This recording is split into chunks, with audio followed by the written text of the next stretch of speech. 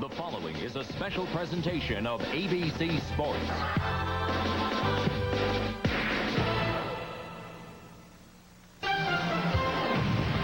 For the Houston Oilers and their run-and-shoot offense, this man delivers the payload.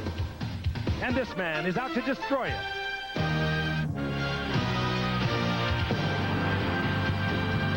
And tonight, the stakes are high. The Philadelphia Eagles have the league's best defense. They're devastating against the run. And they're the best in the league against the pass. Reggie White is the driving force that anchors this ferocious defense. Quarterbacks are Reggie White's prey. Well, I think it's more than a sack.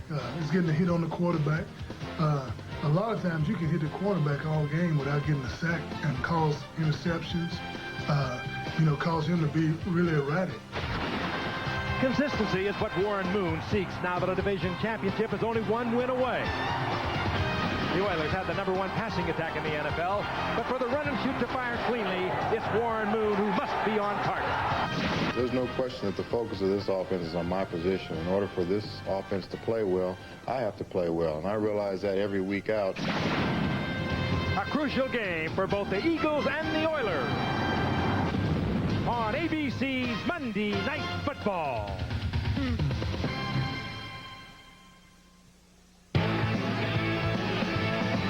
Well, it's tumble time and it's fumble time. Hey, ready, set, go, you gotta hit that line. Help gets the ball. Hey, make the run. Oh, most of all, you gotta have a lot of fun.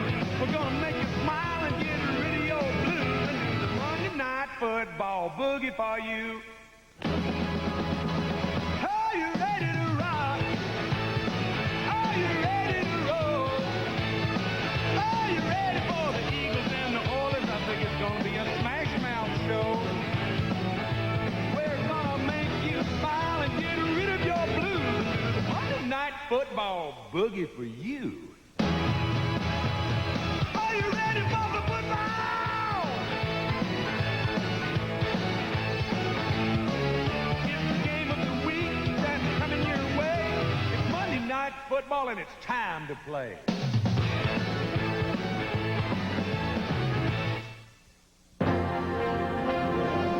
ABC's NFL Monday Night Football. The Philadelphia Eagles versus the Houston Oilers. Brought to you by Chrysler Plymouth, a division of the Chrysler Corporation. By Bud Dry, dry brewed so it drinks light yet satisfies completely. By Stanley. Since 1843, Stanley has been helping people do things right. And by Radio Shack, America's technology store. Nobody compares. The Astrodome in Houston, Texas. The tailgaters gathered early this afternoon. Big game in town. An electric setting tonight. A sellout crowd, of course. A partisan love you blue crowd. As the Houston Oilers look for a division-winning victory tonight over the Philadelphia Eagles on Monday Night Football. Hello again, everyone. I'm Frank Gifford, along with Al Michaels and Dan Dierdorf. Once again, we're glad you're with us. We think we have all the ingredients for a great football game tonight. The Oilers coming into tonight, they are 9-3. A win tonight, they'll join Buffalo and Washington as division winners in the National Football League. Of course, they have something else in mind, too, home field advantage. The Oilers have won 9 straight here in the Astrodome. They've been a little suspect on the road, and they know if they can win tonight, they'll stay close to the 11-2 Buffalo Bills as far as home field advantage is concerned. It's not going to be easy. The Philadelphia Eagles have gathered and rallied around quarterback Jim McMahon, who replaced Randall Cunningham, injured at the outset of the season. They have played good football. They've been up, they have been down, but their defense has never let them out. And Al Michaels, they're 7-5. They won 4 in a row, and you get a feeling about this team, almost a smell about them. They think they can do it. They think they can get into the playoffs. Frank, I think they're one of the more remarkable stories in the National Football League in 1991. They fire Buddy Ryan. Rich Kotite takes over. They lose Cunningham in the first game. Not only an all-pro quarterback, he's their best running back. He averaged 8 yards a carry on the ground last year. Then McMahon comes in, but he gets hurt, and when Jim McMahon was down, their offense didn't score a touchdown for 11 consecutive quarters, and they lost 4 straight games. But Kotite kept them together, thanks mainly to that tremendous defensive unit and the defensive line, which is reminding a lot of people of the Steel Curtain, of the Purple People Eaters, and of the fearsome foursome from days of yore. But to get to the playoffs, the Eagles are going to have to face their own fearsome foursome now. That's the rest of the schedule. There are 4 games left tonight in Houston against the Oilers, who haven't lost here. Next Sunday at the Meadowlands against the Giants, who have to win that game. And they wrap up the year at home against Dallas and the Washington Redskins. If they get to the playoffs, it's like the late John Houseman used to say, they will have earned it. Great matchup tonight, Dan. Their number 1 defense against an offense, the likes of which the Eagles have not seen. Nor is anyone else in the National Football League, unless it's your turn to play the Houston Oilers. And it is the run and shoot, the only really true run and shoot in the National Football League. And I think tonight, so much is being made about the Oiler offensive line against the best front 4 in the National Football League, Reggie White and company. But I think the matchup is going to be the fact that the Oilers are going to have to keep in a back. Either Lorenzo White or Alan Pinkett is going to have to stay in to help block. And the man they're going to have to watch for is Seth Joyner. The linebacker of the Eagles has been blitzing lately, and he has been wreaking havoc in people's backfields. For Houston offensively, the word is patience. The Eagles are going to sit back. They're going to play more zone than they played all year, and they're going to let the Oiler receivers catch that 5, 6, and 7-yard pass. And what they want is to come up and hit those receivers with 3 or 4 people. Can Warren Moon and his Oiler offense be patient, take it a little bit at a time, and settle for it? We'll find out. And we will take a look at that Oiler offense immediately, because Houston will receive the kickoff. Roger Ruzek to put it in the air for Philadelphia.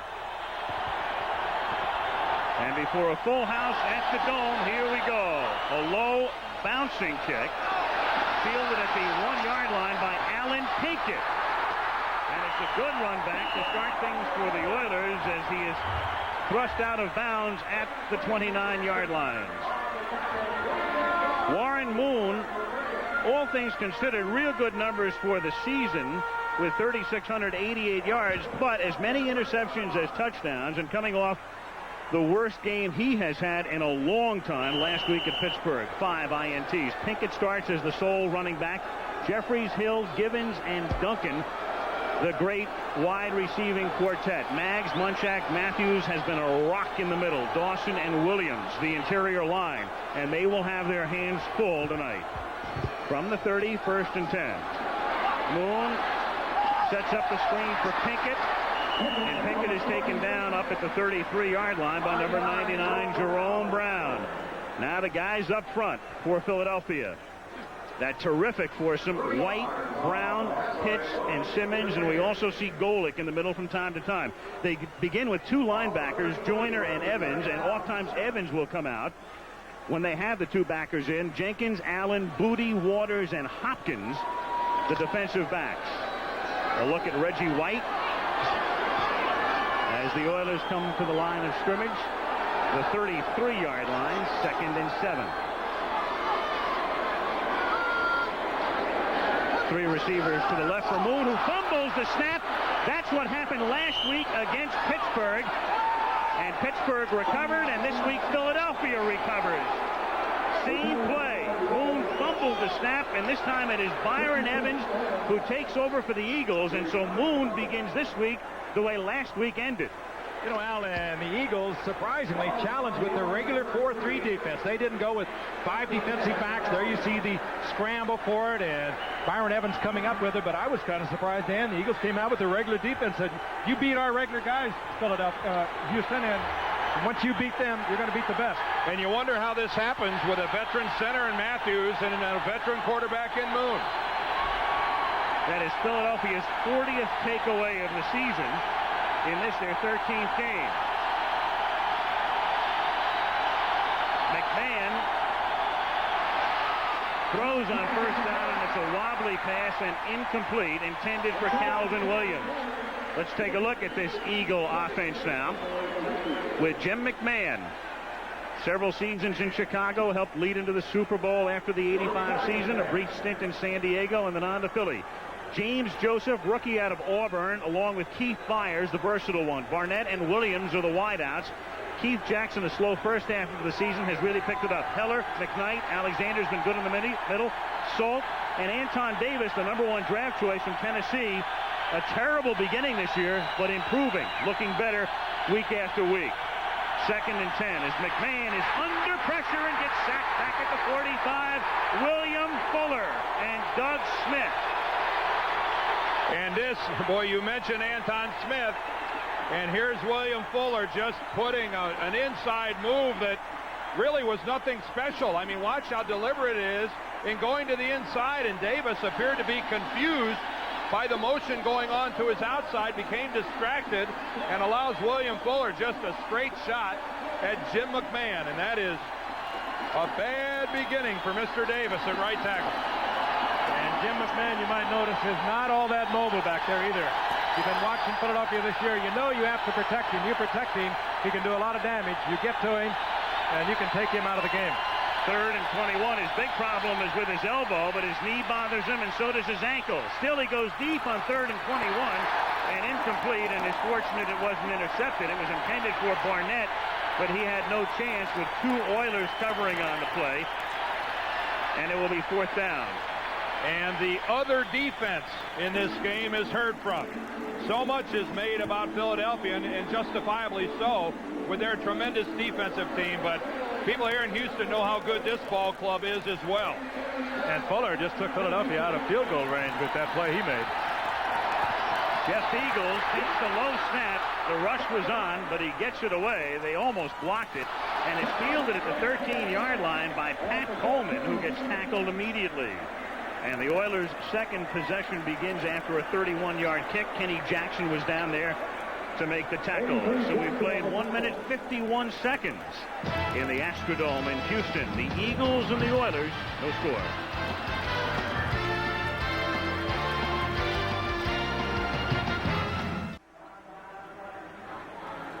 This is only the 5th time that these two teams have faced each other. And Philadelphia has won the 4 previous meetings. The Oilers have never beaten the Philadelphia Eagles.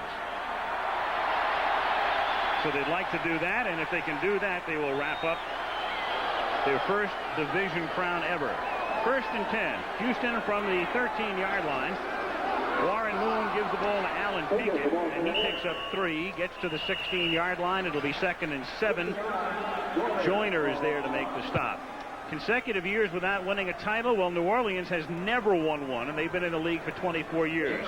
Houston has not won one since before the leagues merged in 70, and the Jets have not won one since the leagues merged. The last time New York finished first, they were in the American Football League.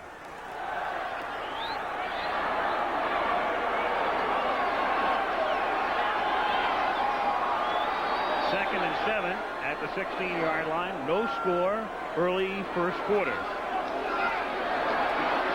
Moon steps up, gets it away deep, and overthrows Tony Jones, who's a real speedster, and he showed it there, but Moon couldn't connect with him. He had beaten Waters and John Booty. Right off the fingertips, Warren Moon just missing the 6 points, and if they can isolate Waters, he'll be the man they want to work on. He is not necessarily a good coverage man.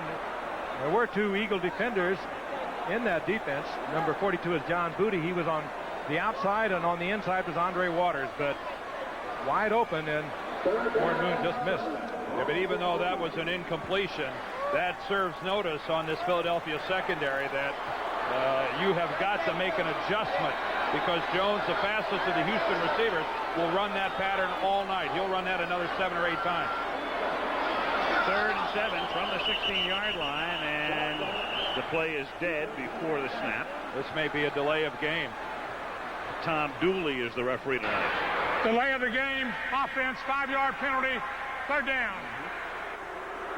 That'll make it 3rd and 12.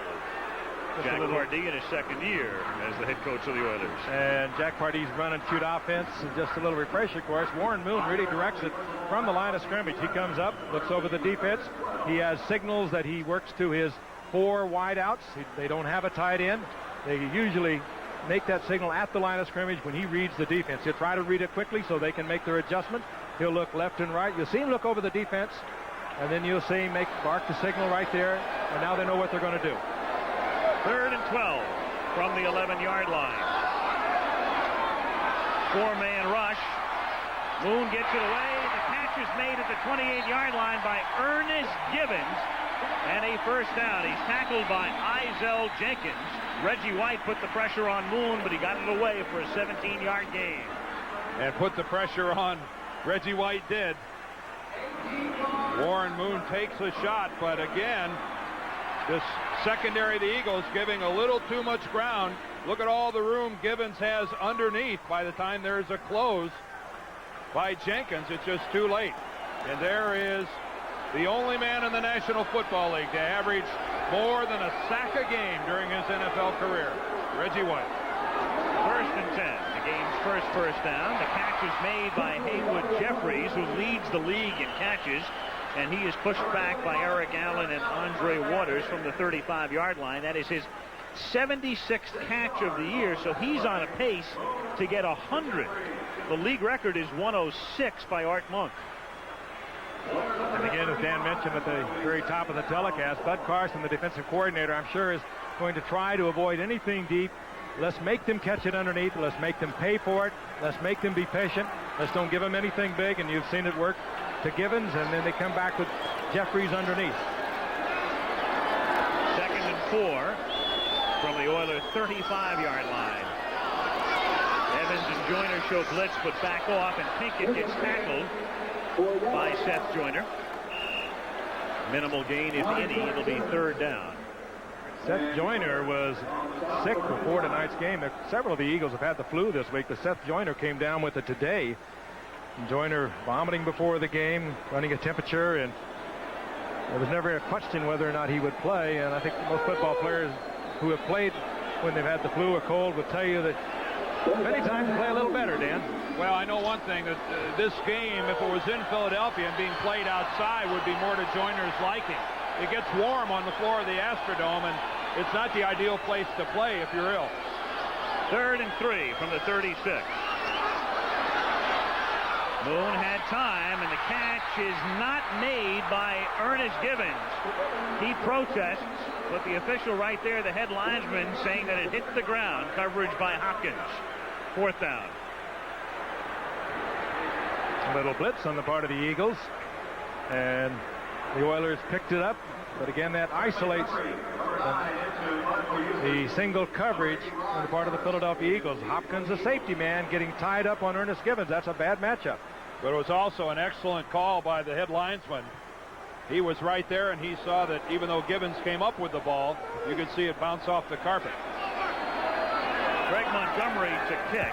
Rod Harris back to receive for Philadelphia. He was fumbling a lot early this season, but has remedied that of late.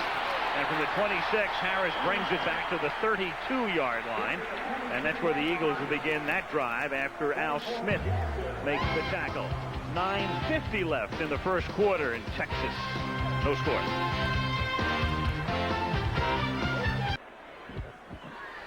We'll be at Joe Robbie Stadium in Miami. Dan Marino had a big day yesterday against Tampa. Mark Higgs has reemerged in their backfield. The Dolphins with a pretty soft schedule the rest of the way and in good shape for a wild card against the Bengals. Left for dead until yesterday. They were 1-11 going in against the Giants. And, of course, they beat New York. Next week, Bengals, Dolphins on Monday night. Jim McMahon has begun the game 0 for his first 2, and on first down, he gives the ball to James Joseph, the rookie from Auburn, who finds some room and picks up a first down. Bubba McDowell forces him out of bounds. Now, so much said about the Eagle defense, we forget about the Oilers. That's a real good foursome. Fuller and Childress, Smith and Jones. And then the linebackers, Lathan really coming on out of the University of Houston, second year. Al Smith, a quiet guy, having a great year, and Meads, the other backer. Dishman's been hurt, but he's starting tonight. Johnson on the other side. McDowell and Orlando, two pretty good safeties. 1st and 10, Philadelphia from the 45-yard line. McMahon falls down as he gives it to Joseph, and Joseph gets knocked back by Doug Smith and his pals. Get out of the way. Doug Smith, like a lot of the Oilers, playing hurt tonight, a very sore knee. And it's one of the problems that Jack Pardee will tell you he's had, getting enough guys to practice intensely over the course of the week. He has 6 or 7 players that are nicked not bad enough that they can't play, but they just can't practice, and it really affects the way you play. But that time, superb move by Doug Smith, sliding to the left, just a head-on tackle by the 300-pounder. Randall Cunningham, injured on opening day, but his rehabilitation process proceeding nicely, according to Randall. And Rich Kotite and the medical staff and expect him to be 100% by the beginning of next year.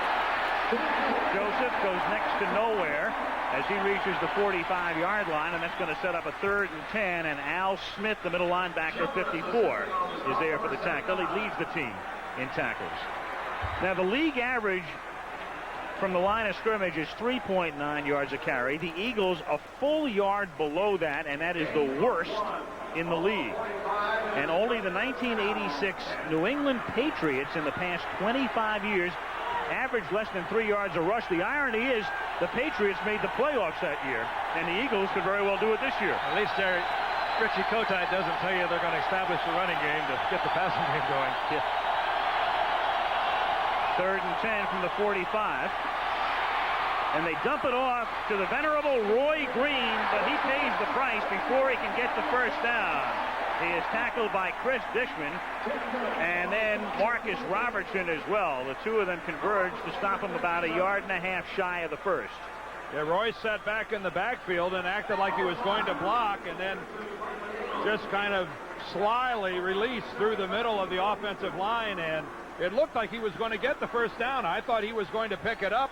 He went a little more lateral than straight upfield and ended up being caught about 1 yard short.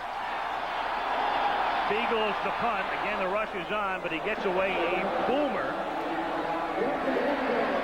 It bounces into the end zone and through, and it'll come out to the 20-yard line. 7:09 remaining in the Astrodome. First quarter, 0-0. The game's oldest rivals meet in a classic showdown. One of the greatest traditions in sports. Army-Navy at a special time Saturday on ABC's College Football.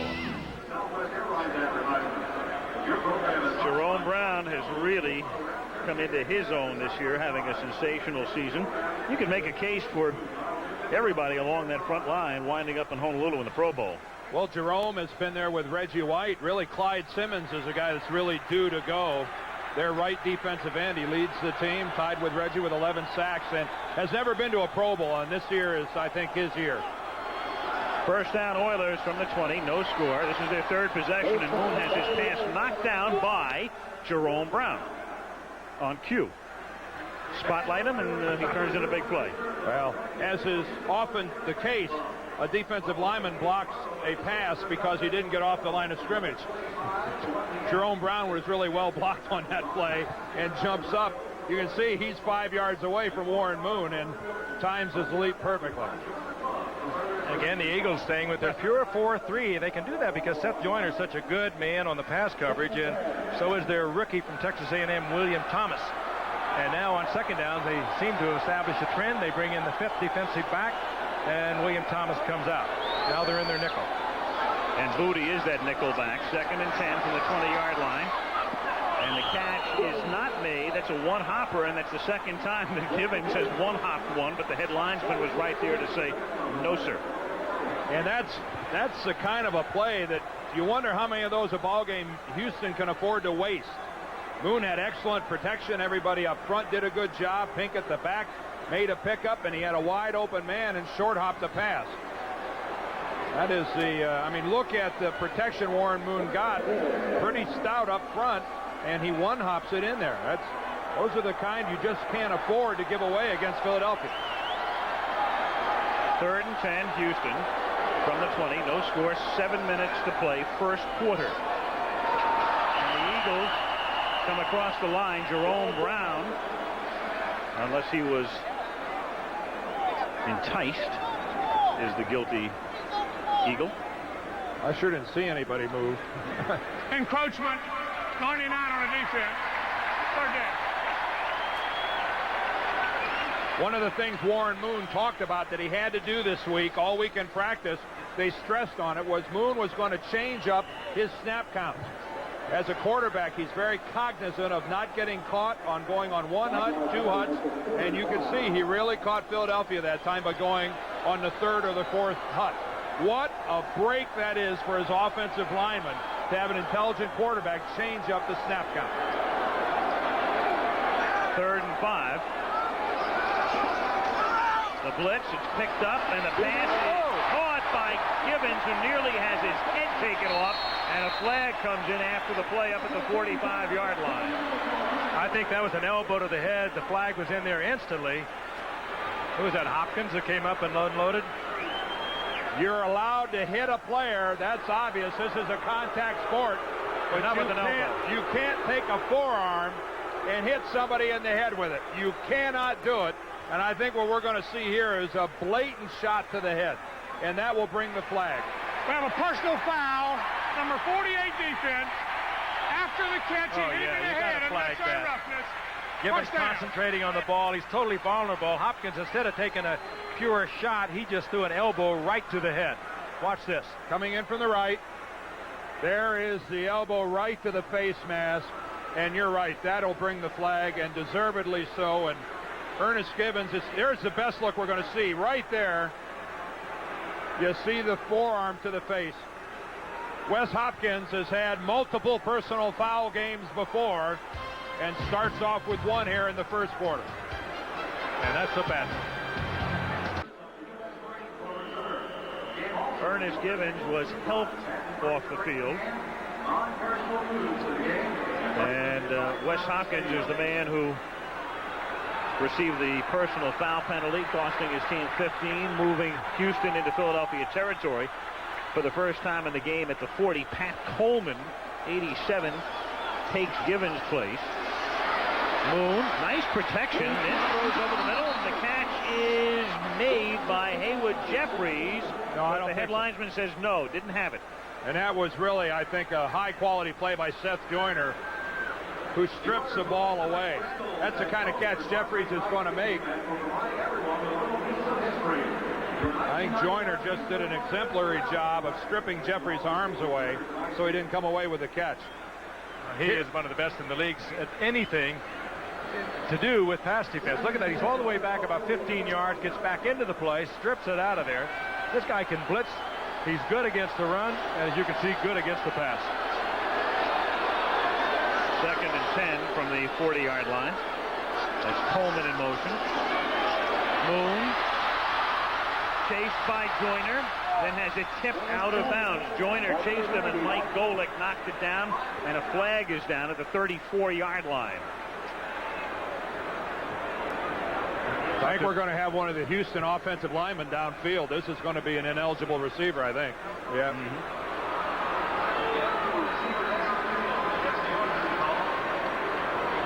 The Oilers have been the most penalized team in the league the past 4 seasons. You could understand it. Glanville, we have an illegal receiver downfield on the pass. 10-yard penalty. We will repeat 2nd down. 3 of those seasons belonged to Glanville, but Pardee was here last year, and the same thing happened. Exactly right. Jack Pardee.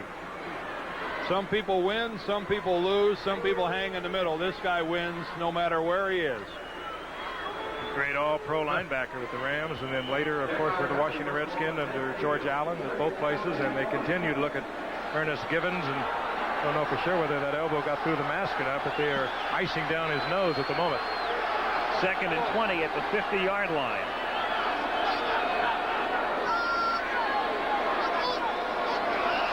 Joyner was ready to blitz. That provokes the flags, creates a free play, and Houston can't take advantage of it as Coleman drops it. But it'll be a 5-yard penalty. It'll be Joyner. Joyner had a first quarter last week. Offsides, 59 defense. 2nd down. That a linebacker would have to dream about. He hits Gelbaugh, the quarterback, creating an interception, picks up a fumble and runs it in for a touchdown, then creates a fumble in the end zone that Clyde Simmons covers for a touchdown, all in 15 minutes of play. He also has 3 interceptions on the year. A moment ago, we saw him deep in the pass coverage, and we saw him chase Moon out of the pocket. And Moon is doing a good job. Not only is he changing the count, he's giving it the old John Elway hard count. And the Eagles are really pumped up for this game, and now we've had 2 offsides here in the early going. 2nd and 15, basic 4-man front and a 4-man rush. But Moon is protected, gets it away. Jeffries loses the ball. The interception by Seth Joyner. And Joyner brings it back out to the 48-yard line. If he had possession, it's a fumble recovery. If he didn't, it's an interception. And this will go directly to the replay booth. You can count on it. Al's point is exactly right. The determining factor, did he have possession? Did both feet come in contact with the field while he was in possession of the football? Let's watch this thing closely. Andre Waters applies the hit. All right, take a look at it. There's Jeffries. Well, he's got the football. There's no doubt that this is a legitimate interception. Andre Waters with a good hit from behind, and that will stand.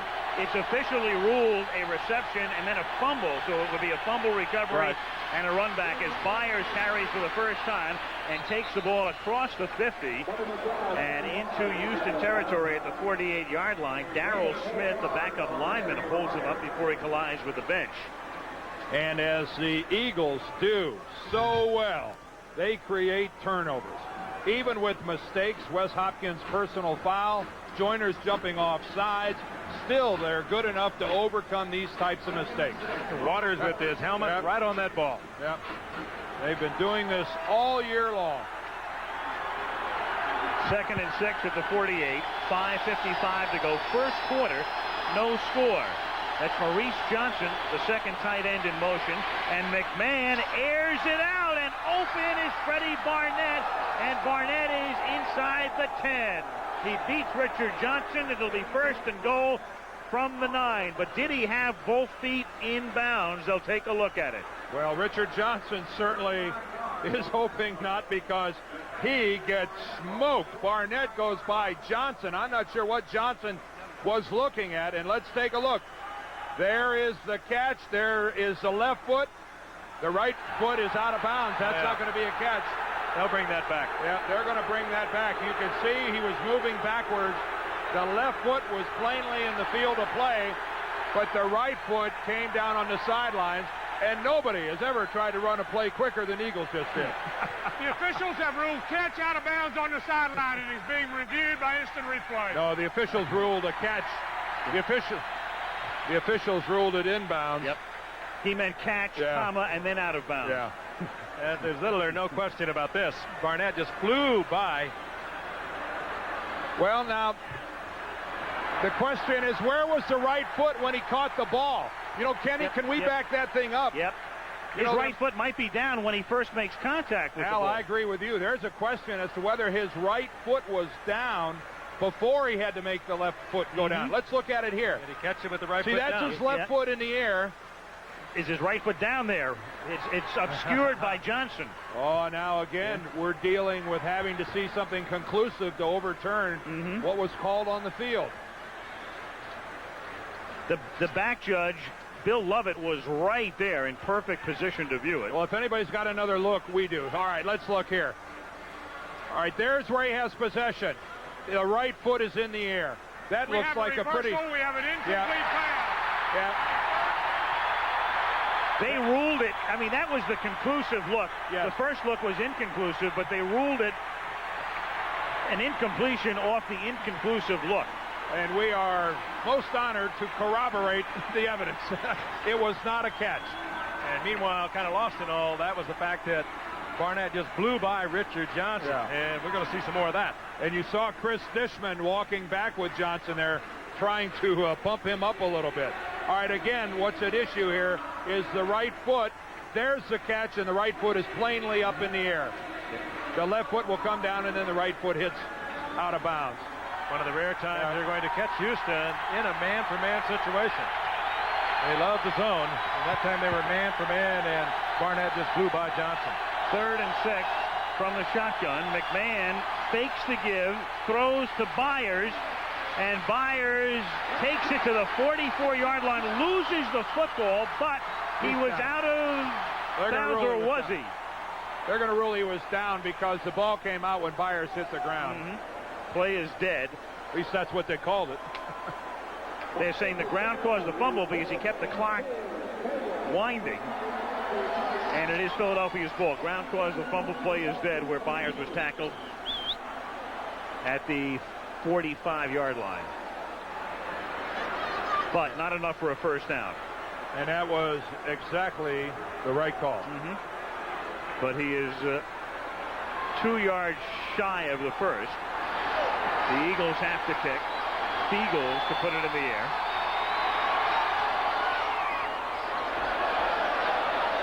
Oilers let it go. It bounces at the 2 and just across the line. 44-yard boot. And again, the Oilers will take possession after the touchback at their 20-yard line. 4:31 remaining in a scoreless first quarter. Well, college football's regular season winds down, and as usual, we will have for you the great traditional from Philadelphia, the Army-Navy game, coming your way this Saturday at 1:30 Eastern and 10:30 Pacific. And then following that, the Chevrolet College Football Award Show at 5 Eastern time. Astrodome in Houston. It has been a rather anemic start for Houston in their passing game. Underthrown passes, dropped balls by receivers, fumbles after being hit. Not what the faithful here in the Astrodome are used to seeing. You'd swear they were playing outside. Really? From the 20-yard line. Moon throws. The catch is made by Jeffries. First down, an 11-yard pickup at the 31-yard line. And Jeffries tries to fire up the crowd. And here come flags. 3 flags get thrown. And I think they're going to call Haywood Jeffries for a demonstration. Now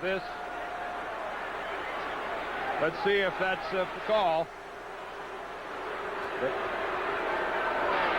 We have delay of game, spiking the ball, number 84. It will be first down, 15 yards. They'll give him the first down. They'll penalize him 5 yards. See, it's a completed pass. The clock is still running. And they can, by rule, call you for delay of game. If you were out of bounds and did the same thing, off on the sidelines or something like that, they're not going to flag you for it, but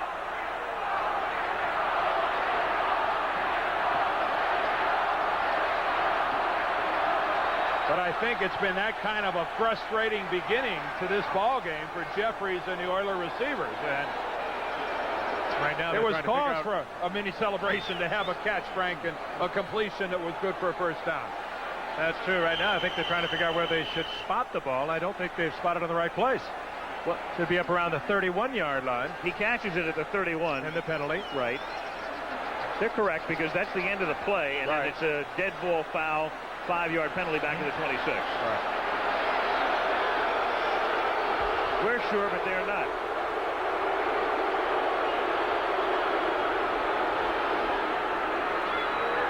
The report from the Houston bench, Ernest Givens, possible, or a broken nose, definitely possible return is what they're saying. Now they just want to reset the play clock to 25. That's what that sign is for.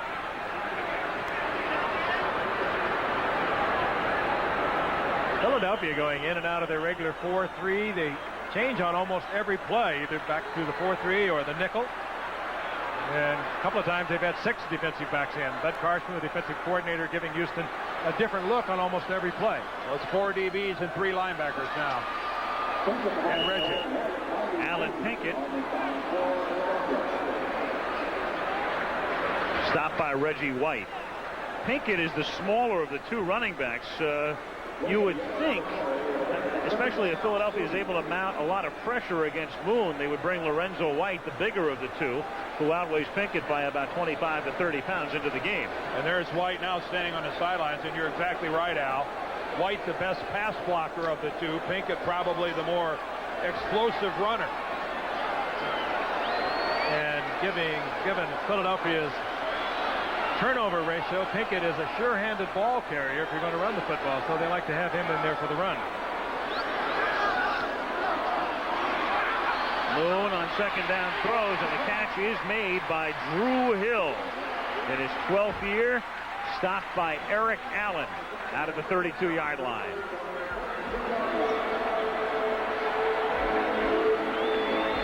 Eric Allen, the former Pro Bowler at the cornerback. Ben Smith, the other fine cornerback for the Eagles, went down with a knee injury a couple of weeks ago against Cleveland, and Izell Jenkins has taken over that spot. Jenkins himself, a former starter, number 46. But a couple of times now they have tried to go at Jenkins. How are they showing a first down out there? It is a first down. You know, I just thought of what that penalty was. It was a continuing action foul. I'll explain it in a second. It's first down from the 32 as Moon goes deep, but too deep for Jeffries, who had a step on Allen, but that wasn't enough. On that play, it's what they call a continuous or continuing action foul. The play counts, but the penalty is factored in. So he got the 11-yard gain with the 5-yard penalty, and it made it 1st and 4. After it was down, I thought they would give them the first down, move the yard markers, and make it a 1st and 15. But you're right, it's a continuing action foul. But he made the announcement and said it was 1st and 15. Well, that's what I thought it would have been, because never believe everything you hear. Yeah, really. Whoa, is this game got words complex. Words of wisdom for our audience, for sure. Givens is back in the game. It is 2nd and 10 at the 32-yard line. No score, 2:12 to play in the first quarter. And Moon gets dropped. The ball is loose. And Houston has maintained possession. Seth Joyner is the guy who creates the fumble. And Don Maggs, the tackle, covers up. Well, Joyner's been listening to you talk about his first 15 minutes last week. Here we go again. Seth Joyner has been everywhere tonight. He's been that way all year. 3 interceptions coming into tonight's game. Al talked about his 2 fumble recoveries, or forced fumbled. One he took in himself, and the other one Clyde Simmons took in. Here he is with the sack. We've seen him deep in the coverage. He's just having a great year. I talked about him at the top of the show about how he's their wild card. Everybody gets so preoccupied with that front 4. He pretty well roams at will and really causes some real problems. 3rd and 14. Moon has to get him out to the 42-yard line. The catch is made at the 37 by Givens, but he is out of bounds at about the 38-yard line. Thus he is shy of the first down. Otis Smith with the coverage. Well, if you wonder whether they earned their money or not, Givens went off shaking, wobbling off the field. They treated what they said could very well be a broken nose, and now he's back in the game and he makes the reception. He's got a shield though on his face mask. That's new. That wasn't there before. So some additional protection for the old damaged schnoz. Greg Montgomery had a great year last year. Would have led the league in punting, but he didn't punt enough. Didn't have the minimum number of punts. This is not a particularly good kick.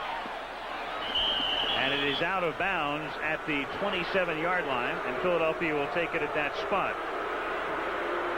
56 seconds to go in the first quarter. Kind of shaky beginning, but when you consider what's on the line here tonight, and for the Oilers, a continuing battle with Buffalo for that home field in the playoffs. They win the division if they win tonight. And the Eagles, well, it's not sudden death, but they look at it as sudden death. They're 7-5, and they feel they must win tonight. Look how close we've been, though, to a couple big plays. It takes a replay reversal to take away the catch by Barnett, and Tony Jones is wide open for Houston, and Moon overthrows him. I mean, we've been on the verge of some scoring in this ballgame. Very close. Eagles from their own 27-yard line. The short drop on McMahon, the quick flip to Williams, and Williams gets popped up at the 35-yard line after an 8-yard gain.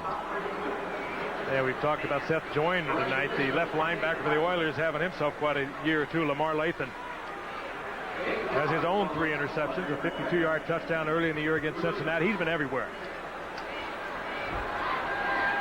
Forced several fumbles this year. Jack Pardee, of course, coached him and took him number 1 out of the University of Houston. 2nd and 2. That's Byers in the backfield behind McMahon. They give it to Keith Byers. He finds room to the 40. That's a first down. He is tackled by Johnny Meads, and that will end the first quarter. So they play the period in fits and starts here at the Astrodome. End of 1, no score. And we'll return with Monday Night Football after this message and a word from our ABC station.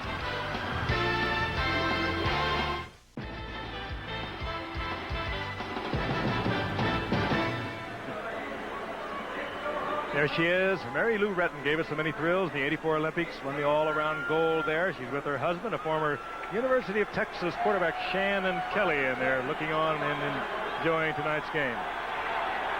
And they're looking on as we begin the second quarter with no score. Philadelphia first and 10 at its own 40-yard line. Jim McMahon throws a duck, but it's caught by Keith Byers, a wobbler up at the 47, tackled by Lathan. ABC's Monday Night Football is being brought to you by Pontiac and your Pontiac dealer. We build excitement. And by Budweiser, the king of beers, who reminds you friends know when to say when. Al Michaels, Frank Gifford, Dan Dierdorf, and here are the numbers through the first 15 minutes of play. A scoreless game. A lot of low numbers there, but as Dan mentioned a moment ago, a couple of possibilities, a couple of passes just off the fingertips and one that was reversed. Well, I think the big number is that Houston has already had 2 turnovers, and Philadelphia has 0 points to show for it. That is a key stat. Second and 3. Here's James Joseph, and he goes nowhere as he is banged back by the outside linebacker Johnny Neves. I believe he was repelled. Yes, he was. He spent so much time talking about the Philadelphia defense and really have not touched so much on Houston, but they came into tonight after last weekend the 7th in the league, and there's Jim Eddie, the defensive coordinator, done a superb job. He's been with Jack Pardee from his days with he was in the USFL here with the Gamblers and the University of Houston, and they're quite a pair. When they came in, they put in the beloved 4-3 of Jack Pardee's. That's what he played with the Rams and the Washington Redskins, and they went back to it. 3rd and 3.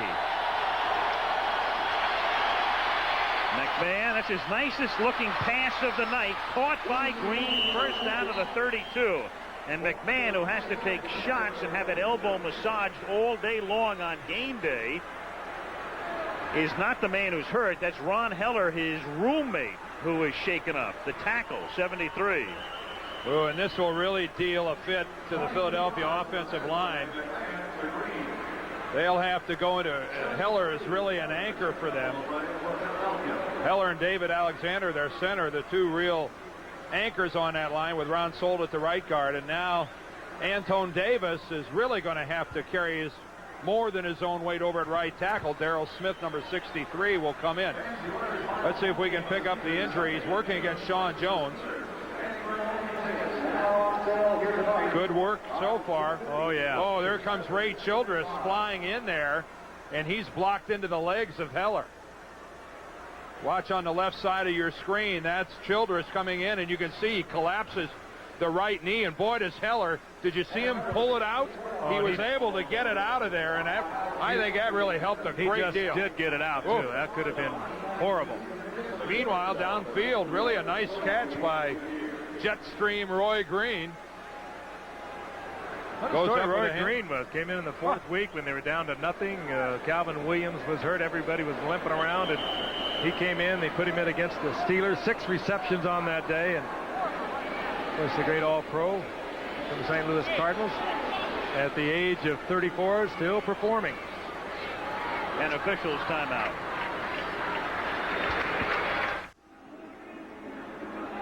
Raise him young down here. We can only assume that the pink bow on the headband is to tell us that that's a little baby girl, as cute as you'll ever see. And there's a lucky guy, I think. They're taping the ankle of Ron Heller, and great instincts on his part to pull that right leg out from underneath the flying Ray Childress. Darrell Smith takes his spot on the line.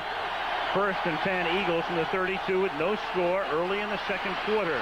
And McMahon throws right into the arms of Bo Orlando.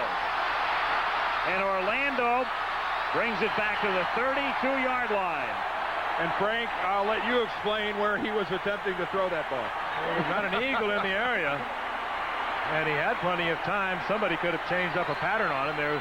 I can only assume he was trying to hit Maurice Johnson, the tight end who just ran a curl about 10 yards down the field, and the ball went sailing way over his head. Well, they kept Keith Jackson in to help over the left side, help Darrell Smith over there, and Maurice Johnson's only had 2 receptions on the year, so if anything was messed up, I'm sure Johnson kind of messed it up. There he is. He just fired it over the top of maybe trying to throw it away.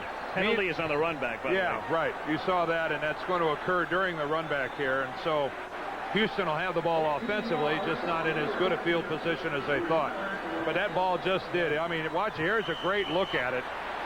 Good 3 or 4 yards over the head of Maurice Johnson. So again, the Eagles cannot capitalize. 4 times Philadelphia has had the ball in Houston territory tonight, and no points. 1st and 10 from the 20, and Alan Pinkett threads his way over right guard for 5. It'll be 2nd and 5. You know, it's really, you know, as we look at McMahon on the sideline, it really makes what Philadelphia has accomplished defensively all the more impressive, because this is really, in microcosm, a good look at what the season has been like for the Eagles offensively. I mean, it has been a real stuttering offense, very little continuity on a week-in and week-out basis. And you have to admire that much more what the Eagles have accomplished defensively. 2nd and 5, Moon to Hill, and that's enough for a 1st down. Well, the one thing they do, Dan, is at least McMahon's been able to do enough for them to revitalize the defense, because clearly when he was out, I mean, that was asking too much of the defense, and they lost 4 straight. Like last week, though, McMahon had a bad hand against Phoenix. He threw the 3 interceptions. The defense, they just annihilated Phoenix. They had 4 interceptions. They had 3 fumble recoveries, 3 sacks, and they just hung around and kept the Eagles in the game long enough till they finally won it.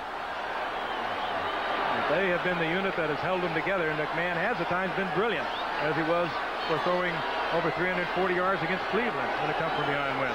But not tonight so far. 1st and 10 from the 31-yard line, and Jeffries gets hit by Allen and can't make the catch, and Haywood wants to know where the flag is. Oh, it's so close. Allen timing everything out to arrive with the ball. He was close. Well, we talk about life on the edge. That's what a cornerback has to, that's the way he has to live and the way he has to play. And he's there well before the football. And I think you can tell by the crowd noise, they saw that replay at the same time you did. Well, we're seeing it in slow motion, though, and when you run at a regular speed, it's just hard to say. He didn't get the flag. 11 minutes to play in the half. No score. 2nd and 10 from the Houston 31. Talk about nothing there except Jerome Brown. Hello to Alan Pinkett. Pinkett is lucky he didn't get spiked. Report from the Eagle bench on Heller, sprained ankle. He will most likely return. Well, we all know that Notre Dame and the University of Miami have had some great rivalries, and there was a continuation of it right there. Notre Dame meets Miami, and Miami wins. Look at Heller on the sideline, and the man who is spelling him for the moment anyway, Darrell Smith. Oh, Heller is so lucky. 3rd and 11 for the Oilers from the 30-yard line.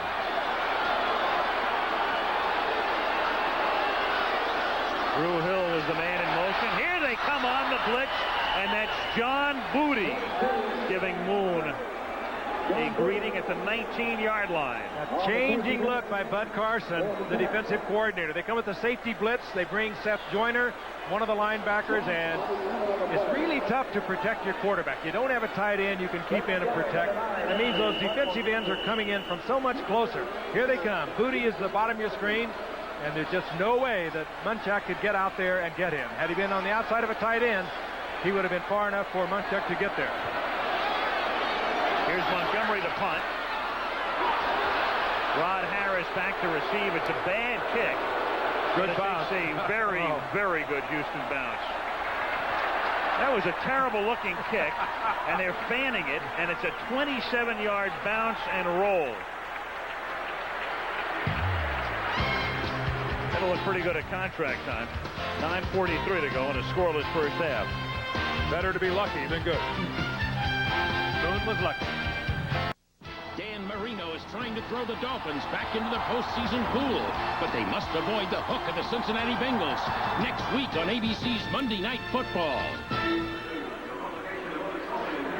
It's was kind of a tough game to figure whether it would be high scoring or low scoring. Clearly nothing on the board yet, but I wouldn't be surprised to see a lot of points before the night's done. I think, again, it's a real credit to Bud Carson, what he's done. He's changing defenses almost on every play.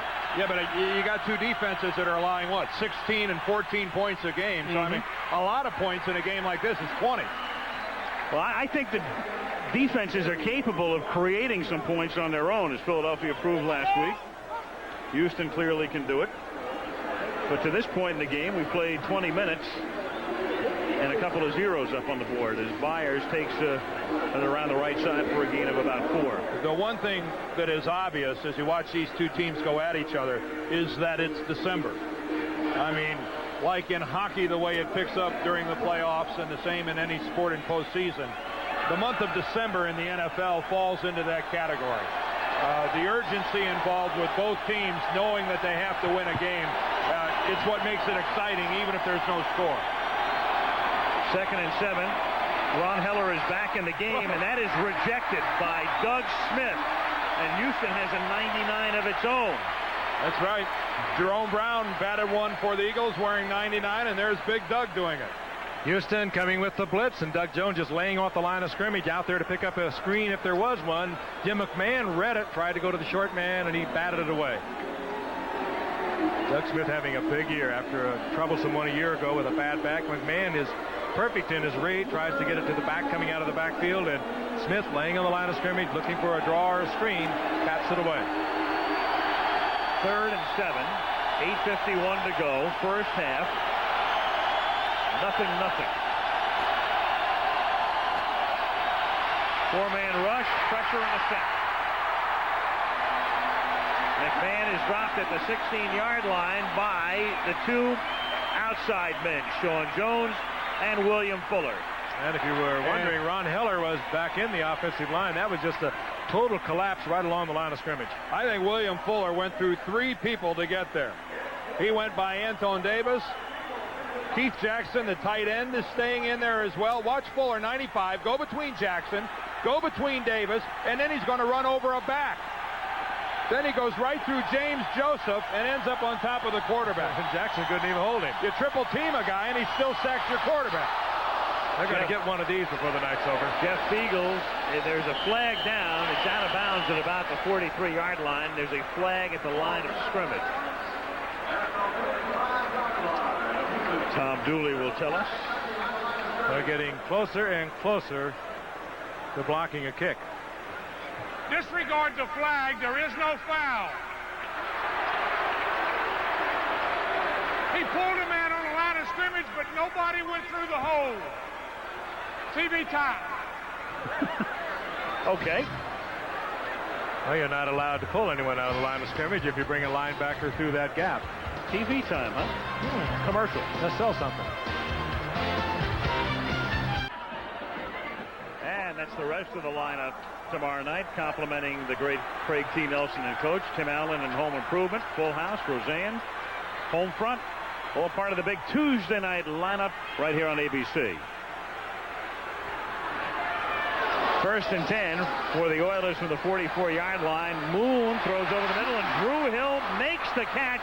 Did he have possession? Wes Hopkins was there, and they are saying incomplete. This time Drew Hill, and again Wes Hopkins. And Drew Hill stays on the carpet, and the pass that could have been ruled incomplete, I think. Well, that's the kind of hit that Wes Hopkins needs to make from that free safety position, but without throwing the elbow, which is exactly what he did not do there. I mean, that is a clean, legitimate hit. That's the way the game is supposed to be played. 1 is down, 2 is down. I think that's a legitimate catch. I think that is a legitimate catch. Well, I think a more concern is the moment of Drew Hill, and he fortunately is getting up.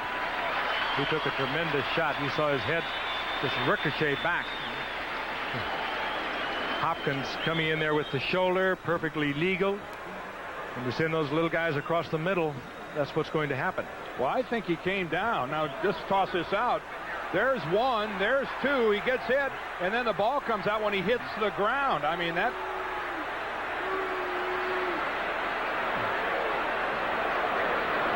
What he's saying is that he did catch the football, but he came down and the ground caused the fumble. Yeah, I mean, it appeared to me that he demonstrated that he had the football and that the ball did not come out until he was down on the ground after he demonstrated he had it. And they're bringing it back. And the little grin that we've seen so many times. Right. I mean, I think you can make a legitimate argument that should be Houston's ball at that point. That first down yardage. You could ask Drew Hill. He probably doesn't recall what happened. Now look at him for a while. Well, they ruled it an incomplete pass on the field. I think they're going to look at this in the booth. The play has been ruled incomplete on the field. It's second down. It's being reviewed. Tom Kelleher is the replay official.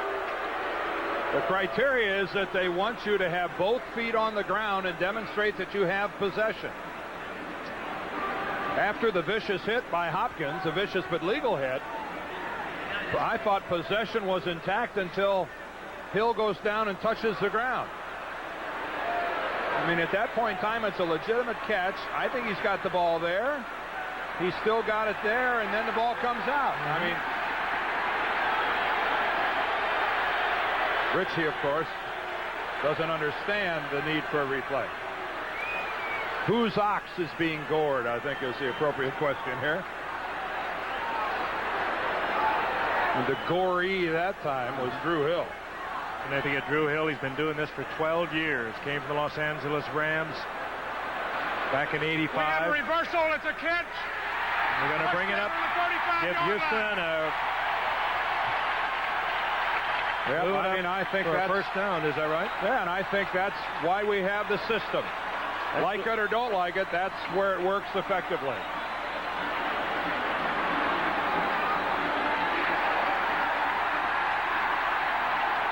I think Richie is saying if it was a completion, why wasn't it a fumble? Well, but Richie's thinking that the hit by Hopkins knocked the ball out, and it did not. It did, and he was told that by the line judge.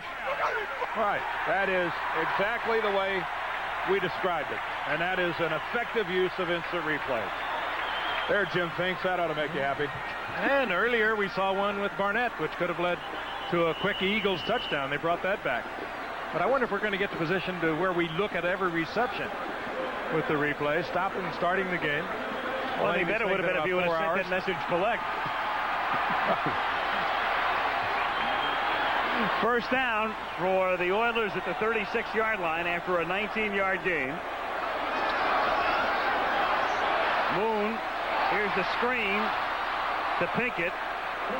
And that screen never develops because Clyde Simmons was right there to help break it up. 96. You have a pretty good front four when they're out there making plays that normally fall in the domain of the linebackers.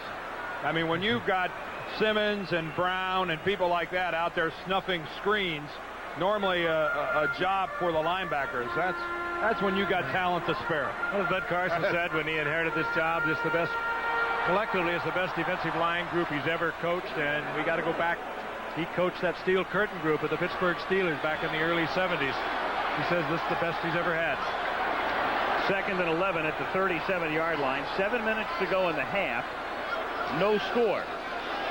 Draw to Pinkett. Knocked away by Joyner. He's amazing. Eagles have it again. He is amazing. Well, book this guy a room in Hawaii because he's going to the Pro Bowl. That's the tandem of Joyner and Simmons. Last week in Phoenix, we mentioned Joyner was able to create a fumble in the end zone, and Simmons recovered it, and they pulled it off again here. Yep. Well, they ought to maybe they'll room By together. the way, Pinkett has not fumbled all year long carrying the football. One of the reasons he was in there tonight, because the Eagles do this all the time. The Auries are trying to strip the ball. They're very successful. This time Pinkett coughs it up. Maybe Joyner and Simmons will room together.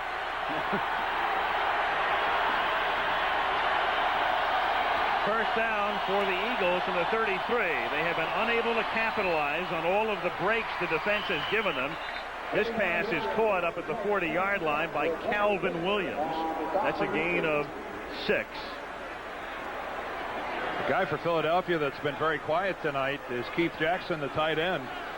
I mean, he is a bona fide weapon that I think in this type of a game is really an attractive target for Jim McMahon. Well, they've been using him so much, Dan, staying in and blocking. Being concerned a little bit about making sure that McMahon is secure back there in the pocket. 2nd and 4 at the 40.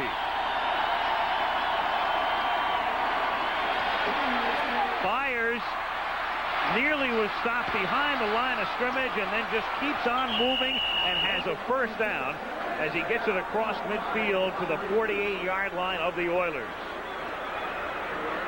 And you know who really sprung him? Ron Heller, who comes back into the ball game, makes a nice seal block on the left side. A guy who's back in there after hurting his ankle, and he's the guy that really allowed Keith Byers to spring out of there. There's Heller there at the top of the screen. He comes down, and he's going to turn back to the outside. Sean Jones misses the tackle, and the rest is all Keith Byers. Oh, what an effort by Byers. Boy, you got it. This is the 5th time Philadelphia's had the ball in Houston territory. McMahon, that's caught by Williams. He's tackled at the 41-yard line by Richard Johnson, and that's a gain of 7.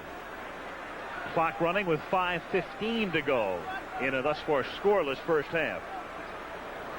Get the idea that eventually somebody will score. Thanks.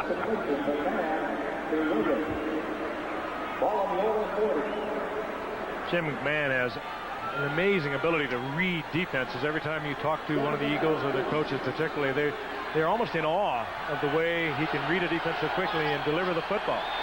Physically, he just still can't move around out there much, but he usually has a place to put it. Threw a bad one tonight. There was an interception, but rather rare. Here comes an audible. 2nd and 3. And that's too high, intended for Keith Jackson, and there's a marker down in the offensive backfield.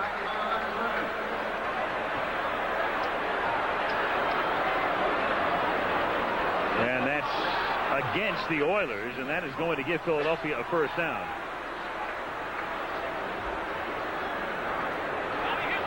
Illegal use of the hands, number 99 on defense. It will be first down, 5-yard penalty, pushed his head. Doug Smith. And when a 300-pounder pushes your head is pushed. Except he's pushing a 300-pound head normally. There's Doug Smith at the top. You see him just bending back John Hudson, I believe, who's in at left guard. I mean, it's when a 300-pound hand is pushing a 300-pound head. You got to push it.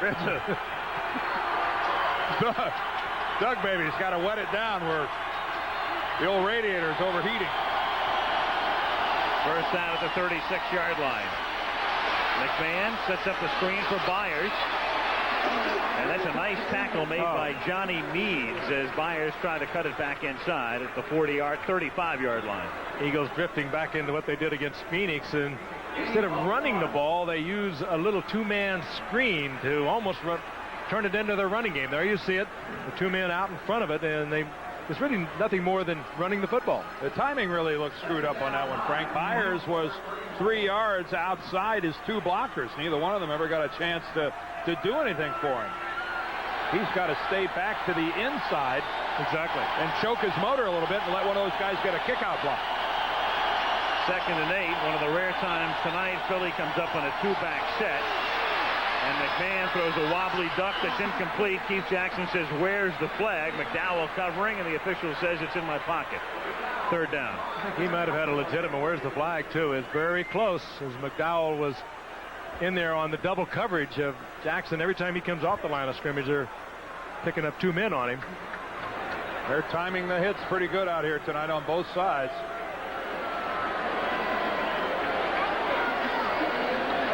Now having a good year as 4 interceptions for the Oilers. 2 or 3 fumble recoveries. 3rd and 8 at the 35. 3:44 to go in the half. No score. Shotgun. Dropped at the 31 by Roy Green. McMahon hobbling. He's hobbling from the brace that he wears on the right knee. He's gone down to one brace now. We saw him early in the year with a couple of them, but it's a less cumbersome one also there on the right knee, as you can see. And here he fires one to Roy Green. Roy Green says, I don't have enough for the first. Kind of looks that one out of the hands as he checks out Dishman, who's going to unload on him. Yeah, I think Roy kind of bat that in a way. I think you could say that he was checking out Dishman. Eagles want a timeout to determine their next move here. 3:39 remaining. They're a little far for Ruzek. The line of scrimmage is a 35. Timeout, Philly.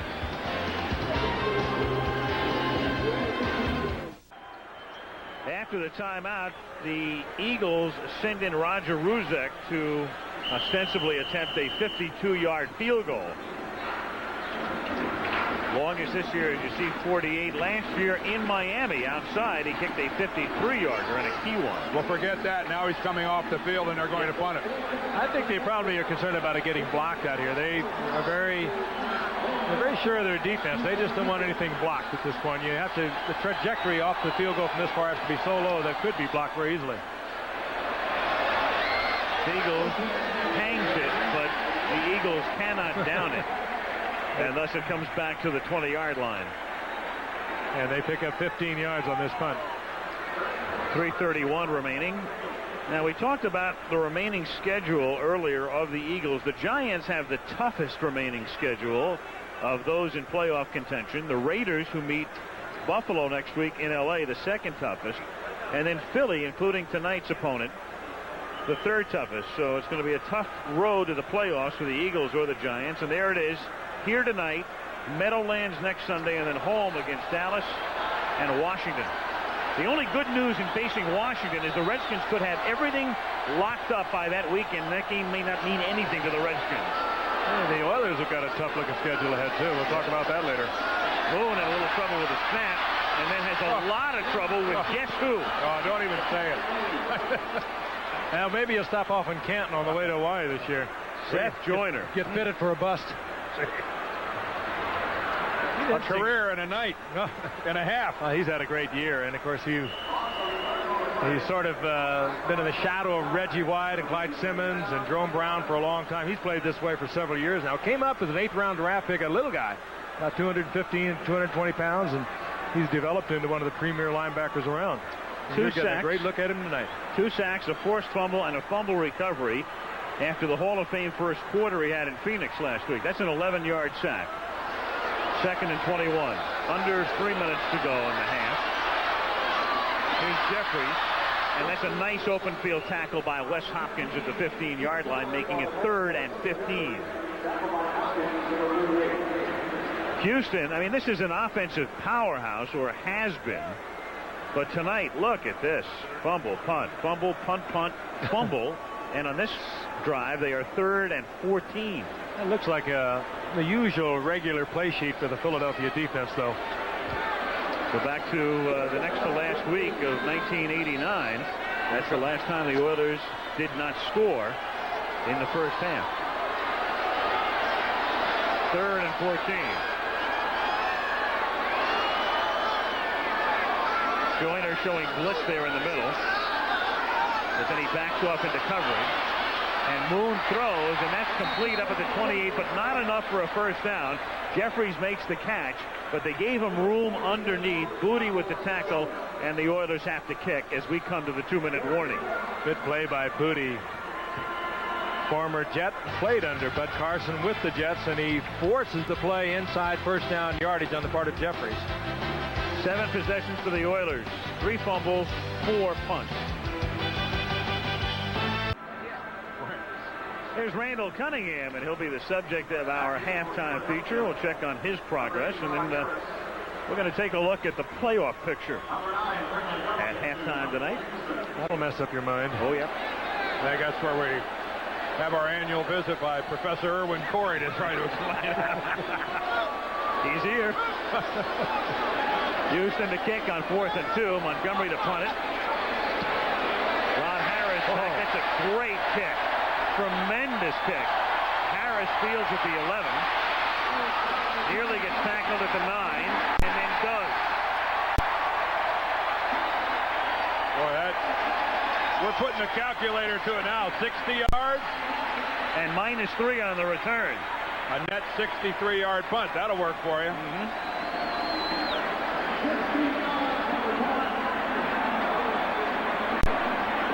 So Montgomery booms one, pins the Eagles inside their 10. And Philadelphia now sputtering and stumbling offensively in the first half with 2 timeouts at their disposal. And importantly, the Oilers have 3 timeouts at their disposal. So if we see a very limited production here on first down by Philadelphia, watch for Houston to call a timeout in a hurry. Yep. From the 9-yard line, Maurice Johnson goes in motion. McMahon drops it off to Byers, and he's tackled at the 6. Now will Houston take a timeout here? Guys, what are you doing? What are they doing? It'll be 2nd down and 13, and the Oilers were looking over at the bench, but it's nothing no ball game. How do you not? Oh, man, what are you doing, guys? You know, it's the old story. We've been seeing this week after week after week. Clock management.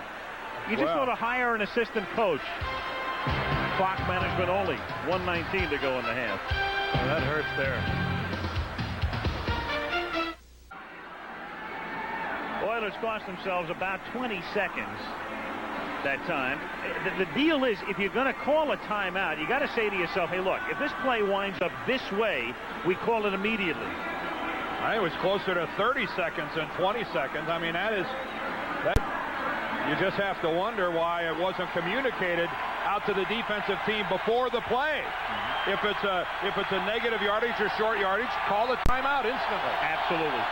2nd and 13 at the 6. Here's a draw. James Joseph, he takes it to the 8. Now Houston should take it. You'll get it quick now. They do. They take it very quickly. That's it, guys. And it'll be 3rd and 11. And we'll take a timeout as well. A brief one.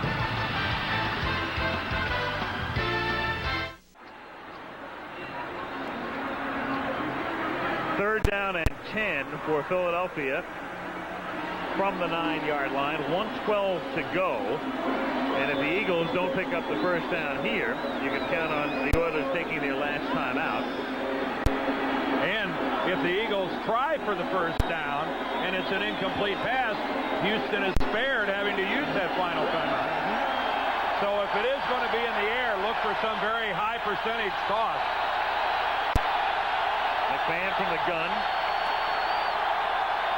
Oh, I think we had a false start on the right guard. Rob Selby. Yeah, we had a quiver. Little hard count by McMahon. A little lift of the right foot. Prior to the snap, we have a false start. 75 offense. I guess it was McMahon's left foot.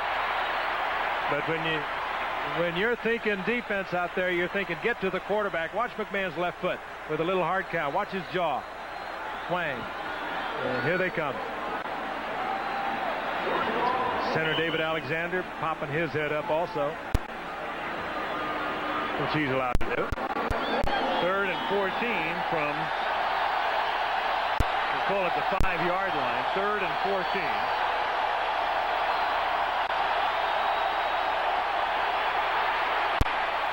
McMahon going deep, and the catch is made by Barnett. The pass floated. Did he get both feet in? Apparently he did. Richard Johnson with the coverage on the play, but what is Dooley saying? Well, they're saying he was out. They're saying he was out, but take another look at this. If he's out on this one, this will be 2 for Barnett tonight. What looked like the initial call by the referee on the sidelines, by the official on the sidelines, was a legitimate catch, but then he quickly waved it off. Ooh. Well, his right foot. Well, the question, he got the left foot in, but the official ruled him out, and there's no replay. After it looked, and you're right, Dan, it looked as if he had called him in. There is no review. The punt fielded by Coleman. He's tackled immediately at the 42. What a great punt by the Eagles. Oh. That incompletion did save them the timeout. That's a 54-yard kick. Houston still has a timeout to use and 57 seconds on the clock. Here's another peek. This is as close as it gets. Well, he twisted his right foot out after he caught the football. Yeah, that you the can official's see. right on top of that. Oh, and you can see that it's out of bounds. The right foot is almost the entire width of his foot, and how could the official be in any better position than right there. I mean, he is exactly beside Barnett. Meanwhile, Fiegel's banged a beauty. It was 54 yards. That's not all that long, but he hung it up there and got the coverage underneath, and the Oilers couldn't return it. So now the Oilers will attempt to at least get into field goal range from their own 42-yard line. Moon protected well. The catch, Tony Jones, but he is out of bounds. He was sitting out of bounds, it looked like. We've had some plays on the sidelines, haven't we, tonight? And we've had a few over the middle as well. That the receivers have paid the price for. A few times Moon has had time to get rid of anything other than the short pass. Well, that's a catch. He may have had the left foot out of bounds. Yeah. Let's look at when he caught the ball. The knees are in. Let's see where the feet are. Where's the left foot? They're going to review it. Where's the left foot? I think it's a catch. He's in bounds. Again, is it conclusive? Here we go. Well, our high end zone looked conclusive from behind. The officials have ruled a catch out of bounds completed on the field. What was that? Completed out of bounds? Now that is covering all aspects. Yeah. You're talking about Irwin Corey. I mean, if it's out of bounds, it's an incompletion. I mean, it's almost sad. It is getting ridiculous. Well, something has got to be done. Whatever it is, something has got to be done. Well, I mean, Tom Dooley just misspoke. Yeah. I mean, let's not be too hard on him, but I know the point. We're going to be here till breakfast. They're looking to review everything at the sidelines. Well, they have to. I mean, the guy rules it an incompletion, and it looks pretty close to a completed pass. If the system's in place, you have to look at that. Now, look there. We're looking at the scoreboard now. I thought it was a catch. After further review, the play will stand as called. It's second down. Well, see, there's inconclusive, they're saying. That left foot might have been out of bounds, even though the knees were clearly in. A lot of it depends on how you look at it, whether you took the points or gave the points, isn't it? All right. See, everybody's got a different opinion. Second and 10. Moon deep into traffic and nearly picked off by Eric Allen, intended for Leonard Harris, who was amongst a trio of birds. Third and 10. Moon looking for one of a couple of things, a catch, and he throws into coverage, or some kind of pass interference call down there. Eric Allen going up, and he usually is sure-handed. 4 interceptions on the year, the former Pro Bowler. And I doubt any of those previous 4 would have been as easy as that one. That's one you'll seldom see a guy like Eric Allen put back down. Third and 10, 40 seconds left in the first half. No score. Now we're going to have, I don't know what this one is. Or whatever you want to call it. Frank, you're right. I want Eggs Benedict and coffee. What about you? Well, it's just such a great game to slow down. Stop and start, stop and start. I'm sorry. I've tried to stay off of it, but something's got to be done. Third down and 10 from the 42-yard line. Gibbons in motion. Simmons puts the heat on. They get it off to Pinkett. And Pinkett takes it to the 45 of Philadelphia. That's a first down. They have one timeout left. Clock running. And keep in mind, they could have another 25 seconds, too, if they wouldn't have wasted it. Yep. Moon downs it to stop the clock, preserve the timeout. 20 ticks left. And there's a big difference between having 19 seconds and 45 seconds. Al Del Greco, the kicker for the Oilers, has a career best of 52 yards, so they're going to have to move it upfield. They'd like to get it somewhere down around between the 25 and 30-yard line. Kevin Gilbride, the offensive coordinator.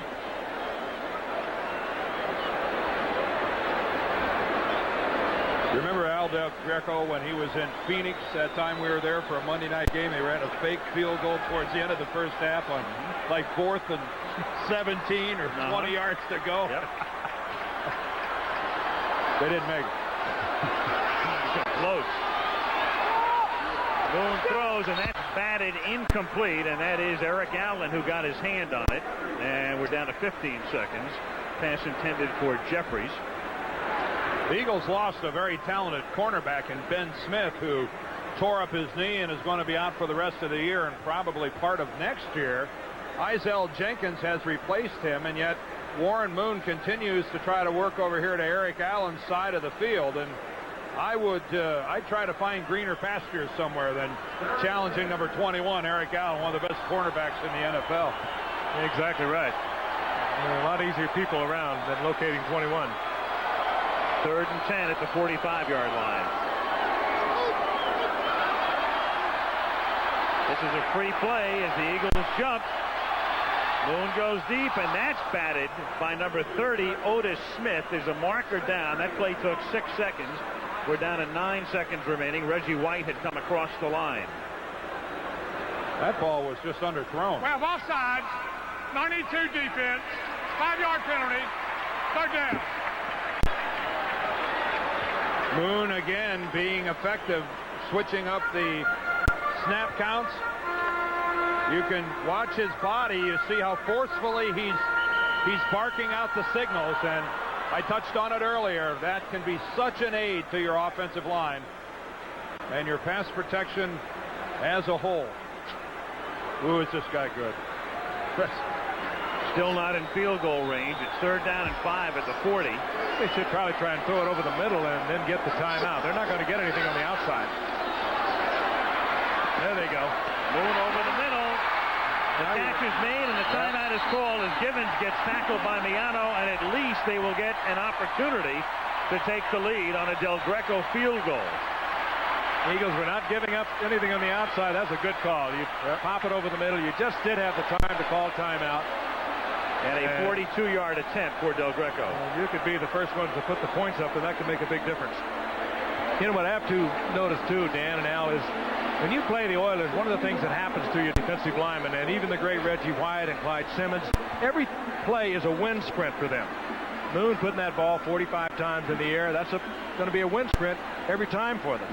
And they have to think draw, they have to think screen, but they're really thinking getting to the quarterback, and along about now, the fatigue is going to start to settle in. It's an entirely different game you play if you're a defensive lineman. From a physical standpoint, purely physical in terms of stamina, it is much easier to pass protect than it is to pass rush. To validate your point, Frank, you're exactly right. A little slow getting to Moon already, but let's hang around, see what happens, say late in the 3rd, the 4th quarter, because he'll still be dropping back there. He'll still be throwing the football, and you'll still have to get in his face. 42-yard attempt for Del Greco.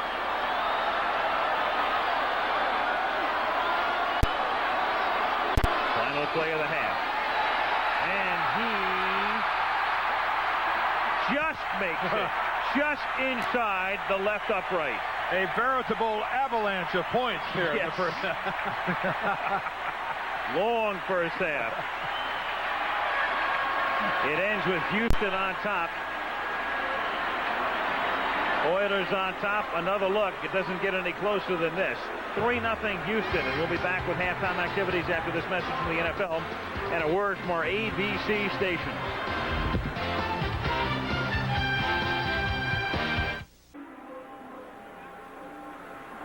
That's a long time ago. Those banners representing the AFL champion Oilers of 1960, the first year of the AFL, and they did it again in 61, but this is not to be confused with the Boston Garden. Boys. No, that's true. This is much better looking than the Boston Garden. Oilers have never won under the current structure, when never won their division outright. They came close under Bum Phillips in the glory days when Earl Campbell was stomping up and down the Astrodome. Been a long drought. Those were some great old teams they had, though, weren't they? Some of those old AFL championship teams. Old Jefferson Stadium. The original run and shoot. Second half kickoff into the arms of Heath Sherman. There's a flag. There's a fumble.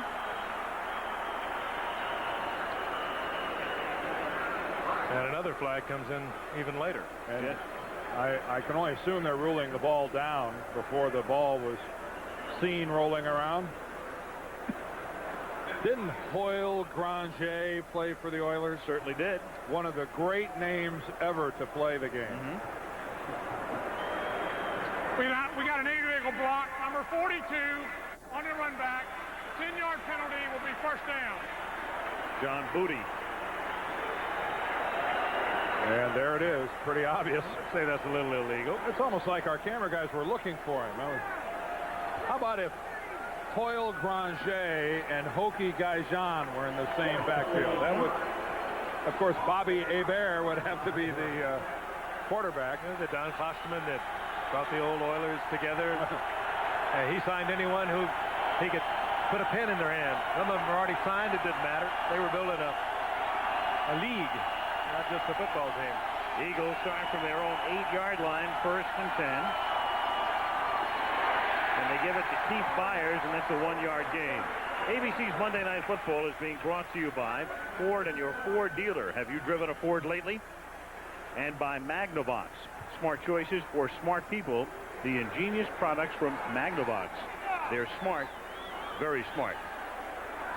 3-0 the score at the half. And here are the numbers. And how do you figure it? Houston with 3 turnovers. Pitching a shutout. Oilers 10 yards rushing. They were able to move that ball when there was urgency at the end of the half, though, to get it in field position. 2nd and 9. Juggling fingertip catch made by Byers. He gets hit hurt by Orlando. Oh, right on the knee. Shaken up. Low tackle, caught the knee, and he's grabbing at it. Orlando doesn't go upstairs, goes the way that most people in this league go after Keith Byers because of his tremendous upper body strength. Oh, that's what you hate to see. He does get up and walk back to the huddle, but you saw the knee just collapse, the left knee, and he is now, I think beginning to have second thoughts about staying in that huddle. Boy, you certainly hope Byers can continue to play. His versatility would be a tremendous loss for Philadelphia. He has to come out for at least one play. What they did is they stopped the clock for the injury. And so even though he wanted to continue on, he must come out for one play, and Heath Sherman will take his place here. There's kind of the hyperextension, and the foot fortunately did not stick on the carpet. Orlando coming up, and you're right, Alan. And Dan, that's how you take on Keith Byers when you're Orlando. You weigh 180 pounds, and he weighs 240. You take him up high, and you get a long ride. 3rd and 6 now from the 12. Early 3rd quarter. 3-0 Oilers. Fake draw. Fake screen. McMahon with a ton of time. Drops it off for Joseph. There's a flag. For the moment, he has a first down. Lathan runs him down from the rear. But let's see about the call. I think lineman downfield. That screen, they got off the screen, then they came back to it, and the linemen were standing out there, and then one of them might have eased downfield. Well, how long, this is a question, how long can you expect them to not go downfield? They don't get to go down there very often, do they, Dan? No. I mean, it's a screen to the left side, and that's exactly the call, but you talk about a slow developing play. Al's call was right on. Fake draw, fake screen to the right, sit back in the end zone for another 3 or 4 seconds, and then finally dump it out to the left side. Got an illegal receiver downfield, number 66, and that penalty's declined. We got offensive pass interference on number 88. It will be 3rd down, half the distance. Now watch this. The line of scrimmage is the 12. And you can see there's Soul clear up at the 15-yard line. McKnight up there as well. Dual penalties here. Keith Jackson called for the offensive interference. Well, he was blocking downfield while the ball was in the air. And right in front of an official, which is a major compounding a mistake. Actually, it didn't matter which penalty they accepted there. They were going to go half the distance to the goal line on either count. 3rd and 12. Byers is back in the game. The ball is at the 6. McMahon to the far side. That's a catch there by Fred Barnett, and Barnett has enough for a first down. Fred Barnett living along that sideline. Working against Richard Johnson again, and Johnson had help to the inside, and he is really respecting the speed of Barnett. Barnett loves to take it deep. Redefining the phrase, look at him play off, though. And Johnson's almost out of the picture, laying off at least 6 or 7 yards. There's the help he was looking for underneath from Darrell Lewis. It was too little and too late, and Barnett gets an important first down for Philadelphia. 1st and 10 up at the 22. Oilers ahead 3-0 early third quarter. Here's Joseph, and the 7th round choice out of Auburn. A nice move as he cuts it back and takes it to the 31. Meads and McDowell in on the hit. It'll be 2nd down and 1. Al Smith, here's a guy who doesn't get a lot of publicity, and James Joseph is starting to get a lot more as he has developed into the main running threat. Smith, though, plays with a lot of high-profile defensive people for Houston, so his chances of going to the Pro Bowl would be diminished because of that. Quietly, though, leads this team in tackles. although I believe he's greatly aided by somebody else's misfortune. That would be John Offerdahl at Miami, who is out for the rest of the year because of the knee injury. That might open a door for Al Smith. McMahon on 2nd and 1 throws a wobbler, caught by Williams. He has a first down before Johnson pushes him back. And then Dishman comes in there to extricate the ball, but well after the whistle had blown to end the play. Johnson appears to have extricated his senses from his being. That's what's known as trying to get the cobwebs out. Here's a form tackle at regular speed with the audio. That's how you front a guy up. Johnson's still feeling it. First down to the 35 as James Joseph from the new quarterback Jeff Kemp has come in. McMahon came off, and Jeff Kemp in at quarterback for Philadelphia as they work on it doesn't appear to be serious. Appear to be looking at his arm, and Jeff Kemp, of course, cut by Seattle early in the year, came in and started one game, and McMahon was hurt and went out with a bad concussion against the 49ers. Well, I could be premature, of course, but in McMahon's case, with that damaged elbow to begin with, anything could be serious. Oh, I think he might have dislocated a finger. They're just trying to pop it back in. They're testing his strength. They're wanting to see how hard he can squeeze his hand. 2nd and 9 up at the 36. Keith Sherman is in the game in the backfield. Everybody out into the pattern. Joseph makes the catch. Lathan makes the tackle up at the 39-yard line, and that's going to set up a 3rd down and 5 as you look at McMahon. Jeff Kemp does bring one more dimension than McMahon has. He certainly is not the field leader that McMahon has proven to be, but he also brings a running dimension to the game. He is a good scrambler out of the pocket. I think you're right. They're just could be the elbow. He didn't practice for 2 weeks at all, just played in a couple of games, and this week he was able to practice 2 days, and they were talking about maybe not even injecting the elbow with Novocaine for tonight's game. 3rd down and 6 now. Kemp, who began the season in Seattle, throws at the feet of Keith Jackson, not even close. Fuller was covering Jackson. He had a defensive end on a tight end, and it's 4th down as they work on Mac's elbow. You know, he threw a long pass earlier to Fred Barnett, a long out.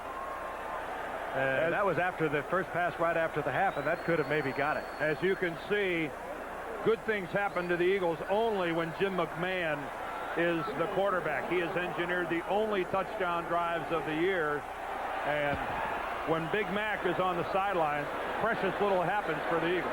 Flag down at the line of scrimmage. There's a fair catch made at the 19-yard line. There is another flag that was thrown after the initial one went down. And there might be a personal foul on Seal, Eugene Seal of Houston, as the 2nd foul. You have 2 separate calls here. It looked like Houston was offsides initially. It was 4th and 6 at the 39. Here's the personal foul against the Oilers. And there's one other call. Right now, the most important elbow in Philadelphia.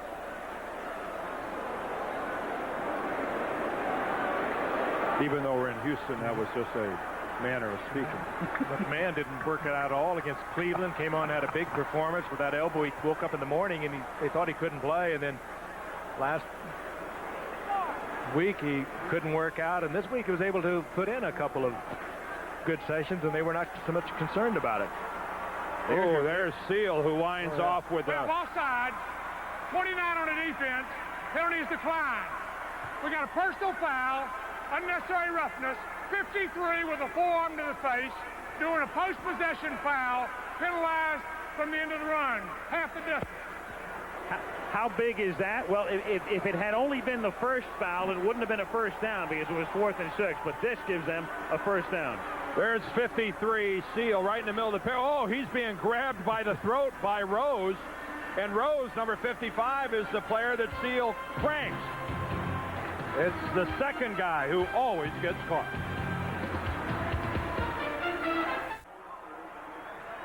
Well, McMahon is attempting to get loose. We'll have to see when Philadelphia gets the ball back. Seal's personal foul, a post-possession foul, so Houston has the ball. The penalty is assessed after the run back. It takes them back to the 10-yard line. Lorenzo White, 44, comes into the game. They had been going with Pinkett as the sole setback, and now it's White, and Moon fumbles, and it's picked up by Seth Joyner. Unbelievable. Unreal. Unreal is right. Another fumble by Moon and Matthews, the second of the game and the third in 2 weeks. And Warren Moon is being booed lustily by the crowd here at the Astrodome. And it's going to be Jeff Kemp that's going to come back out for the Eagles. 4th Houston fumble of the game. Never had it. And Joyner is like a magnet. And when you look at that, it's really impossible to tell whether Moon is too far back and moving back a little early, or if Matthews isn't bringing the ball back far enough. But I know one thing. I don't care how veteran these two players are. I'd get over on the sideline behind the bench and start snapping the ball. First and goal from the 8. They give it to Byers, and he goes nowhere. Big 99, wrapping him up, Doug Smith. It'll be 2nd and goal. And Joyner, who had that week of weeks last week, is doing it again. Unbelievable, isn't it? Meanwhile, McMahon is being treated on the bench. He's not even considering going back into the game, so it looks like it's going to be up to Jeff Kemp unless something dramatic happens to McMahon's right elbow. We've been told it is the soreness in the right elbow that has him on the sidelines. Again, all other Eagle quarterbacks beside McMahon, 44 drives this season, no touchdown. 2nd and goal. Kemp, that's incomplete. Is there a flag? No, there isn't. Fred Barnett in traffic. Chris Dishman, who's nursing that sore ankle, shows that he's able to drive and get in on the ball. Right over the top of Ray Childress. Dishman wraps up Barnett around the head, but as the ball got there, one that could have been caught, albeit Jeff had a lot of steam on that. There it is again. Every other quarterback but McMahon unable to get this team into the end zone. And this was the 1st and goal. Now it's 3rd and goal. Pressure from Lathan. Catch is made by Jackson, but he can only take it to the 6, but he stays on his feet and then gets it down to the 5-yard line. So it's 4th and goal. Well, Keith Jackson didn't get a touchdown, but it was not through lack of effort. Don't you love to see a guy who just won't accept being ridden out of bounds? He's going to go back to the inside of the field and try to make something happen. Bubba McDowell right there, the first Oiler to get him. Then Dishman misses, and Big Keith stays alive. That reminded a little of Mark Bavaro in his heyday. I love to see that. They just won't quit. 23-yard field goal for Ruzek. Eagles to hold. And that ties it. Well, the Oilers continually dodged bullets in the first half with their turnovers, but their first turnover of the second half ends up costing them. 2 veterans involved in a very unveteran-like mistake again. Bob Young there on the left, Jack Pardee on the right, and I'm sure Jack is saying, Bob, explain this to me, how your offensive lineman, Bruce Matthews, and my quarterback, Warren Moon, can't execute the simplest of center quarterback exchanges. And I'm not sure that Bob had an answer for him. Although Matthews and Moon were practicing on the sideline. Here's Pat Coleman running back the kick, but not very far, only up to the 12-yard line. Brett Hager makes the tackle, and the Oilers are pinned deep. You pointed out Bruce Matthews, an all-pro guard and a Pro Bowler many times over, was moved to center when there was an injury early on. But he started every game thus far this season. This is what was going on while the play was going on in the field. They were punting. They were over there working. This is stuff you do in training camp. Warren having a problem a week ago in the loss to Pittsburgh. Pulling away from the center, losing one. Well, they're doing for the center snap what Dave Kingman did for the fly ball. I know that. They're certainly bringing an air of excitement back to it. For the fielded fly ball. First down from the 12-yard line. Moon avoids the sack and then throws out of bounds. Yeah. Guess who? Seth Joyner again.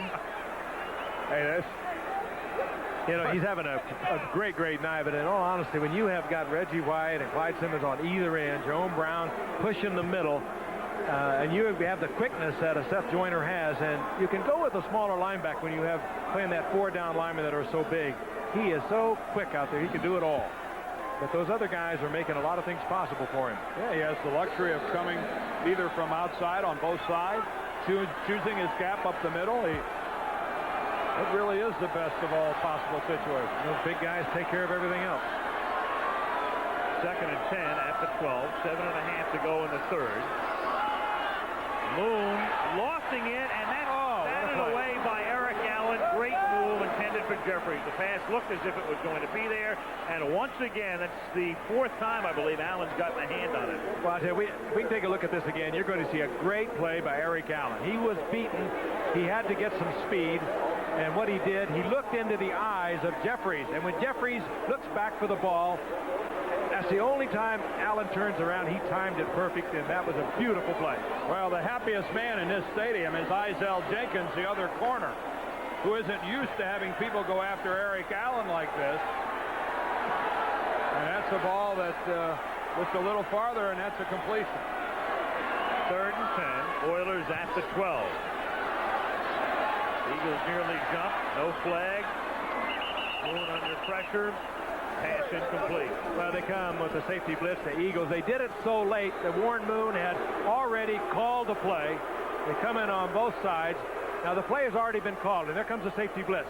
Moon can't change it, and he can't get away from it. And he has to go with the play that he has. The pressure's on him. He can't get the ball to the receiver. That's just great defense. And Bud Carson again, the defensive coordinator, changing things up on every play. And I'd say that's the look of a guy who is still having a problem.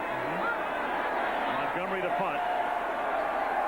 Harris standing at midfield to receive the kick.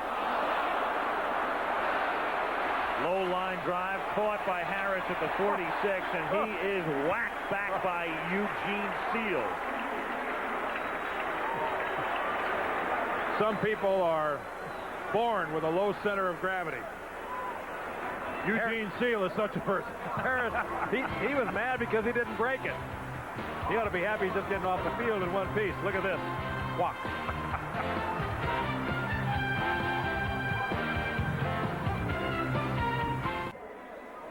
Score is 3-3, and yet look at the play selection tonight. 2-1 pass over run for the Eagles. 4-1 pass over run for the Oilers. 21 rushes, 58 passes, no touchdowns. Game tied 3-3. 6 points. Could have believed it. Here's Kemp leading the Eagles 1st and 10 at the Oiler 48. James Joseph breaks one inside the 30, nearly fumbled. Keeps possession, is out of bounds at the 25. James Joseph, the Auburn rookie. And going over the right side with the rookie Antone Davis. Keith Jackson, really the big block at the line of scrimmage. Watch Jackson right here. Watch him come out working against William Fuller, a defensive end, and strings him all the way to the outside. That's the kind of a mismatch a defensive line looks for, getting a defensive end against the tight end. And it pays off big for Philadelphia with the key block by Jackson. And Davis, the rookie, with a good block closing down on the inside. And James Joseph emerging as the featured back, the rookie 7th-round draft pick out of Auburn. There is an injured Oiler. I believe that's Dishman. Timeout on the field with 7:06 to go in the third. The Astrodome in Houston. Chris Dishman assisted off the field as play resumes at the 24-yard line. I know one couple looking on with a lot of interest tonight. Cabinet member Jack Kemp, his son performing out quarterback. Jack and Joanne were there when Jeff suffered a severe concussion against the 49ers. But he is the man that Richie Kotite says he has a lot of faith in. He can do a lot of things. One of them is pull that ball down and run with it. Jeff trying to legislate the Eagles into the end zone here as Joseph picks up 5 out of bounds at the 21-yard line. Al Smith gets credit for the tackle. By the way, that last run by Joseph on the preceding play was the longest run from scrimmage all season for the Eagles, 24 yards. Yeah, but so far it's been a touchdown filibuster by both defenses out here tonight. A 3-3 ball game. You don't get a whole lot of runs when you're averaging 2.9 a carry. No. You couldn't have too many 30-yard jobs or that average wouldn't be there. Well, we have been missing, and as far as points are concerned, we have more than made up for with contact. This has been an extremely hard-hitting game. That's Williams in motion on 2nd and 7 from the 22-yard line. Hit as he throws, and the pass is caught by Jackson. Touchdown. Well, the filibuster's over. I'll tell you, Bo Orlando was draped all over Jackson, and Jackson fought his way through Orlando to make the catch, and Kemp had it right on the target. And Kemp took a tremendous shot at the line of scrimmage. William Fuller collapsed the pocket, and when I first saw the ball released, I thought it was going to be an interception because of the hit that Kemp took. Keith Jackson, look at, and Orlando had his arm around him and trying to pull him away from the ball. No flag, but definitely interference. And so right. Jackson came down with it. Ruzak for the point after. 6:18 to go now in the third, and the Eagles have their first lead of the night. As a gutsy little stand by Jeff Kemp in there also. He knew he was going to get pounded, and he had to wait until Jackson made his break. And Jackson with, again, all-pro skill, just pulling away from Orlando and concentrating on the ball and coming down with it. And let's take a look what happens to Jeff Kemp. Sits in there, and now he's waiting for Jackson. He knows he's going to get it. He knows he's exposed, and it pays off for 6. That's a lot of courage. So the Joseph run helps set it up. And 46 drives engineered by quarterbacks other than McMahon this year for Philadelphia. The first time they have gone into the end zone. 10-3 Philadelphia. This is clearly, it's a big game for both teams, but it's a bigger game, I think, for Philadelphia with their schedule, fighting for a wild card. It's big for Houston because Houston's still thinking about home field, even if they don't win the AFC Central tonight. I mean, they're going to win it. They are going to win it, unless we're going to see one of the great collapses in modern NFL history. The Oilers are going to win the AFC Central. And then Cleveland would have to win all of its games in addition to that. Still, it does appear that the road to the Super Bowl will go through Buffalo in the AFC, and they continue to win. And Houston very suspect on the road, and particularly on the wintry road. They close out against Cleveland and the Giants in the Northeast. Ruzak check taken by Coleman, and Pat Coleman gets pushed out of bounds after a good run back up at the 30-yard line. Some activity after they were out of bounds. Scott Kowalkowski gets credit for the tackle. Frank was talking about weather conditions. And I'm not doing this. No, well, we've got a little animation here. And Dan will provide the effects. No. Greetings from the Dome. January 12th. You know that the weather here is going to be 72 degrees, no wind, and the wind chill factor 72. However, at Rich Stadium, That's what an average January 12th is like in Orchard Park.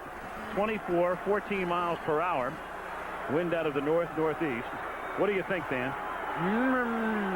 Well, last week, the Oilers lost 26-14 to Pittsburgh, and they were playing in about 20-degree weather, chill factor down around 5, and Warren turned it over. 5 interceptions, a fumble, and they were just blown away. And perhaps their worst game in a couple of years. 1st and 10 from the 30. Bone stopped by Hopkins at the 38. You know, the Oilers try to convince themselves, and no team is going to defeat themselves prior to a game. But I mean, they're like the Lions. It's day and night, inside or out. If you play under glass, you're one team. If you play outside in cold weather, you're another team. And Houston has to end the season at Cleveland and at New York. And they are 6-0 here in the Dome thus far this season. They're 3-3 on the road this year. Simmons is shaken up. Here's a good example. Since 1982, Houston has the greatest home field advantage in the league. They win 58% of their games at home and only about a quarter of them on the road. Kansas City next best. There's Denver. Buffalo, of course, has been sensational at home, especially in the last couple of years. And then Minnesota would be 5th. But those teams with the 5 largest home field advantage is over the past 10 seasons. You know, without Steve Hurd, I would have sworn it would have been Denver. We've heard that for so long and for so many years. Well, but look at Denver and their numbers. They win more at home than anybody else. They also win on the road more than anybody else as well. Exactly. So the differential is one thing, but I'll take that. I'll take the biggest home winning percentage and the biggest away winning percentage. Simmons has to come off. They work on Clyde. Steve Hurd just shuddered down in the truck. On 2nd and 4. Moon. That's the first catch of the night for Leonard Harris. And that's good for a first down. Eric Allen makes the tackle at the 43-yard line. 5:10 remaining in the 3rd. Again, next Monday, we'll go to Miami, where the Dolphins, that win that the Dolphins were able to get in Chicago in overtime last week was huge. They followed that up with a victory over Tampa.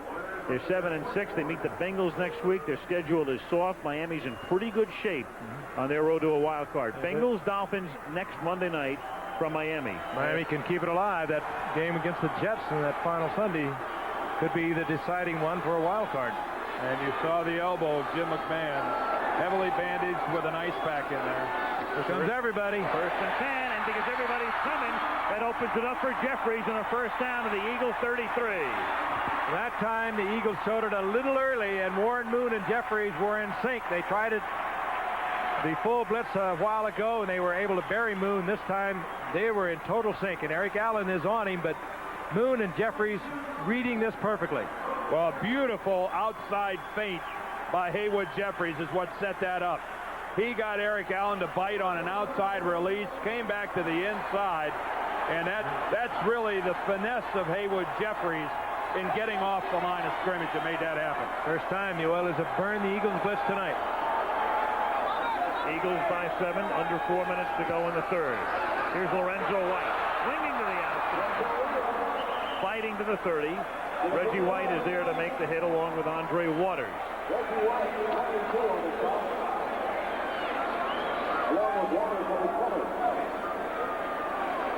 Lorenzo White out of Michigan State. It used to be a plethora of riches in the backfield here.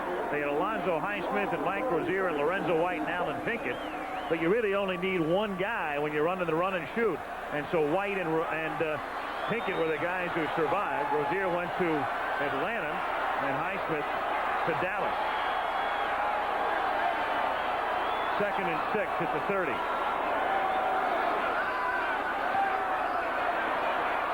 Moon, and that's through the hand of the intended receiver, Tony Jones, little Tony Jones at 5'7". And that's generous. I mean, that's generous at 5'7". Tony might be closer to 5'5". And he bulks out in the program at 139 pounds, if you can believe that. He is not the same body type as Eugene Seal. He is small and yet frail. But he can fly. Everybody down in Austin, Texas knows that, who watched him during his career at Texas with the Longhorns. 3rd and 6. for the Oilers at the 30. 3 minutes to play in the third. 10-3 Phillies.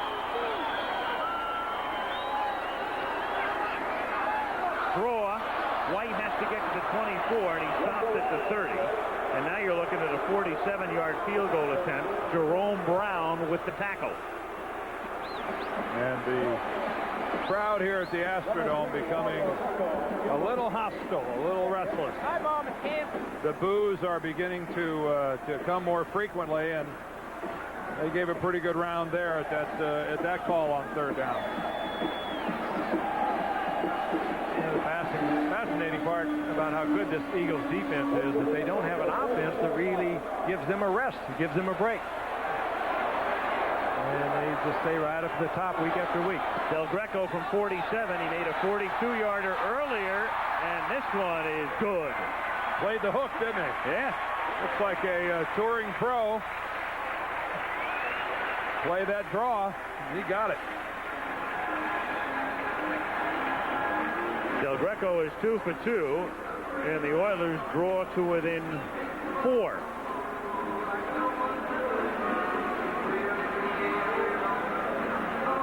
This kick starts outside right of the upright and curves right back in and good by about 2 feet. There's quite a picture. There it goes.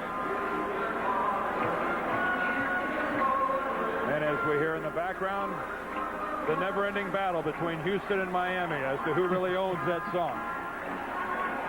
Next week we'll be in Miami. We'll find out. We heard it one night here in '78, one of the great games ever played on Monday Night Football, when Earl Campbell ran for 200 yards and Greasy had one of the greatest nights of his career. The Oilers winning 35-31, and these fans were, it's when it was all born. They just went bonkers that night. I'll say one thing about this song. It sure beats the Tomahawk Chop. I'm just about da-da-da-da. Well, everyone's doing it now, right? Yeah, really. Here's Del Greco's kickoff. Fielded at the 8-yard line by Rod Harris, and he is spun down up at the 20 by Montgomery.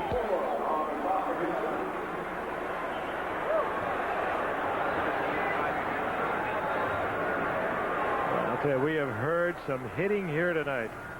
Maybe not the prettiest game cosmetically, but you won't see many games with hitting like this on both sides. And speaking of hitting, you talk about hitting, you're talking about breaking the bank. We understand it is now being confirmed the Mets have won the Bobby Bonilla sweepstakes. He's going to go to New York, reportedly for 5 years at $29 million. Yeah, well, if that's winning, I was going to say, is that a win? How much would it cost if they lost? Here is James Joseph, stopped for a loss of 2. 29 big ones. 29 large, 29 big ones. Puts him right up there in the Patrick Ewing category, doesn't it? Wow. Well, you have to say this on behalf of Bobby Bonilla. If the old adage comes true that good things happen to good people, he's living proof of that. I wish more people brought the enthusiasm to their job that he brings to his. He'll never stop smiling now. I'm just glad he's bringing it to New York. 2nd and 13 at the 17-yard line. And Kemp intended for Barnett. 3rd down. Good coverage by Dishman, who was shaken up a short while ago, and that time he was all over Barnett. Dishman having a very good year. Changed person. He used to be kind of a chatterbox out there, bad mouth and everything, very demonstrative. Got on a lot of people's nerves under Jerry Glanville, and he's kind of settled down. Coming into tonight, 6 interceptions, 3 fumble recoveries, leading the league in individual turnovers, and could very well be on his way to a Pro Bowl. 3rd and 13 at the 17-yard line. Kemp. That's caught by Green, and Green knows exactly how far he has to go for the first down and gets there. Perfect. Roy Green moves the sticks with under a minute to go in the third quarter. And credit the Eagle offensive line. They provided some good pass protection that allows this pattern by Roy Green, because he takes the break to the sideline. You saw the slip to the ground by Darrell Lewis. And Richard Johnson has to come over and make the play, but that's why Green is so wide open, and a masterful job of staying in bounds. Good body control. First and 10 at the 31-yard line. Kemp deep into traffic. And Barnett was double covered. Bo Orlando was back there and had help as well from Richard Johnson. 20 seconds remaining now in the third quarter. You see the coverage coming over from the inside. Orlando, number 26, and Jeff a little late with the delivery, and he just couldn't get that ball out there far enough, but just good coverage too. Look how close Barnett almost caught the ball. Yeah, look how close he comes to catching the ball, almost reminiscent of Mark Clayton last week in the, 2 weeks ago, I guess, in the Miami-Chicago game, where he caught that ball flat on his back that ultimately won it for the Dolphins. Second and 10 at the 31-yard line. Over the middle. Catch is made by Keith Jackson. He takes it up to the 39-yard line. Al Smith makes the hit. That's going to end the third quarter. And smart of the Eagles here, guys, to start utilizing this guy, Keith Jackson. A good target for a quarterback like Kemp. End of the third quarter. 10-6. Philly. Back we come with Monday Night Football after this word from our ABC station.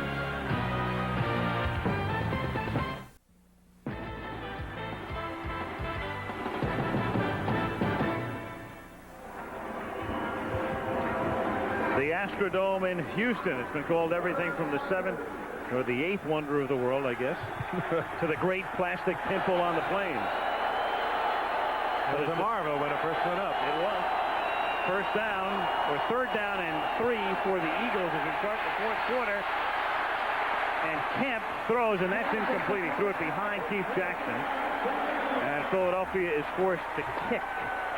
6 seconds into the fourth quarter, and Philly on top 10-6. And we can remind you that Sunday at 4 Eastern, 3 Central and Pacific, top players from the PGA and Senior Tours team up with the LPGA stars. $1 million at stake. It's the J.C. Penney Golf Classic right here on ABC.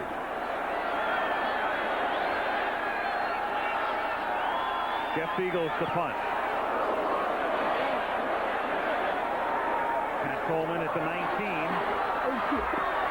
And he's out of bounds at the 25-yard line. A 6-yard return. And that's where the Oilers will begin their first fourth quarter possession. 14:44 left in regulation. Philly on top 10-6.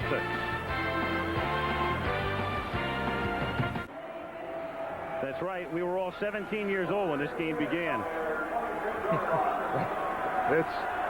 We do need a shave by the time this one's over. 10-6, though. Here we are. That's it, Al. Fix that hair. The impersonators. Working on the eyeliner. First down from the 26-yard line as Moon throws incomplete, intended for Haywood Jeffries. Evans covering, and let's take a look at the numbers through 45 minutes of play, including many turnovers for the Oilers, 4 of them. Well, and this makes 10 in the last 2 weeks. They had 6 turnovers last week, 5 Moon interceptions, and 1 fumbled center exchange. And to think that they are trailing by only a point a turnover, that's pretty remarkable. You know, and they've sacked Warren Moon tonight 3 times. They'd only given up 14 sacks the entire season, 11 in the last 11 games. Warren Moon had only been sacked 13 times coming into tonight. He's gone down 3 times tonight. On second and 10. Moon hit by White and then tackled by Brown. White on top and then Jerome underneath. I think Jerome will probably get credit for that sack. He got there first, taking the low road. Coming straight up the middle. Lots of talent here wearing the green for the Eagles. Lots of talent. Jerome Brown working from the inside is just remarkable, because ordinarily those are the guys that get the big push and no headlines. But Jerome Brown gets the big push that drives the quarterback out of the pocket into the arms of Reggie White and Clyde Simmons, but he also gets his share of the sacks. I think that's number 9 for Jerome on the Exactly. That's remarkable from the inside. 3rd and 18 from the 18-yard line. They have to get to the 36. Moon's deep pass is a little too deep. Haywood Jeffries reaching out for it, unable to handle it. Eric Allen with the coverage. And Clyde Simmons that time decks Warren Moon as he releases. Allen running right with Haywood Jeffries, even though he had a little jump on him. It was good coverage. That ball would have had to have been thrown just absolutely perfect. Good effort by Jeffries, who's having that superb year we talked about earlier. Look, he gets his hand caught up with Eric Allen. Allen trying to clutch a little bit. Jeffries trying to push off. Montgomery's kick. He angles it away from Harris. And it goes out of bounds at the 38-yard line.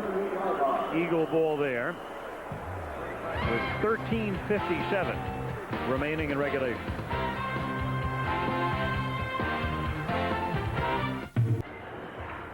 But Carson's really done a wonderful job with this Eagle defense. They were number 1 against the pass, number 1 in total defense. And I know you read that they were number 1 in all 3 categories, rushing as well, but coming into tonight's game, New Orleans had actually passed them in the rushing defense department. By less than a yard a game. Right. Joseph takes it up to the 40-yard line, but the Eagles, the way they're playing tonight, will be number 1 again after this game in all 3 categories. And if they finish number 1 against the rush, the pass, and the total defense, it'll be the first time a team has done that since the Vikings of '75. You know what he's really done? Buddy Ryan was a great collector of talent, but they played in kind of a wild, reckless sort of a way and with low percentage type of defense. But this guy has put some order to this defense, and they are great. Look at that. 167 yards tonight has been the total offensive output of the Oilers. 5 times this year the Eagles have held their opponents to 200 yards or less. Kemp stumbles on the way back, but gets the pass away to Byers, who breaks the tackle and may have the first down because of it. Real close. Richard Johnson was unable to bring him down, and then he gets out to the 47, where it'll either be a first down or 3rd and very short. Oh, they're going to, it looks to me, if the chains are on the opposite side of the field, if this mark is accurate, it's as you can see, short. But again, this side here is eyeballed because the chains are on the far side of the field. So it's 3rd down, less than 1. So this is where you have to hope that the grounds crew made a mistake striping out the field. There's Eddie getting in his short yardage defense. Oilers are all bunched up. Eagles out of the eye. They give it to Joseph, and he picks up the first down. He gets to the 49-yard line. 1st and 10, Philadelphia. That's how you make sure there's no measurement. James Joseph, 6', 222-pound rookie, 7th-round draft pick. Now he's coming off, grabbing at his left leg. And that'll bring on Heath Sherman. And Sherman wasn't really expecting to play tonight. Richie Kotite playing to play Joseph and Byers exclusively in the backfield. And Bubba McDowell is also hurt. It has been that kind of a game. It's been a bruising game all night long. Some poking and some stroking going on out there tonight. Always like that with the Eagles. It's never pretty to watch, and they make other teams, even the glamour teams, play a little ugly.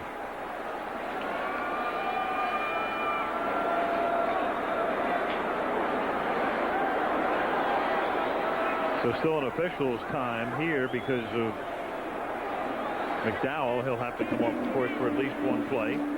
Telling you what, this game's so long, some of these players have had a chance to rehab. I think Bubba McDowell is trying to check his area code, see which one he's in. Some of these hurt guys might be better by the time it's over.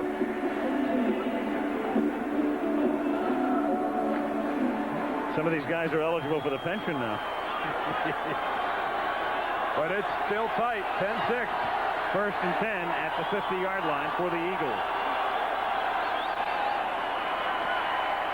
Whoa! Hit, and he's lucky it wasn't picked off. Lamar Lathan is the guy who jarred it loose, and then Ray Childress was the closest to intercepting it, and Doug Smith is hurt. Anton Davis, the right tackle, went for the cut and didn't get Lathan on the ground, and boy, does he plaster Jeff Kemp. Not one of the better moves by Anton Davis against a very agile linebacker.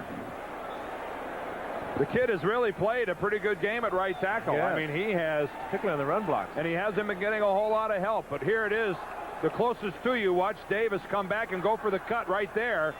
But Lathan doesn't go down. He gets his hands on Davis, stays upright, and wow, that's hitting a quarterback at the opportune time.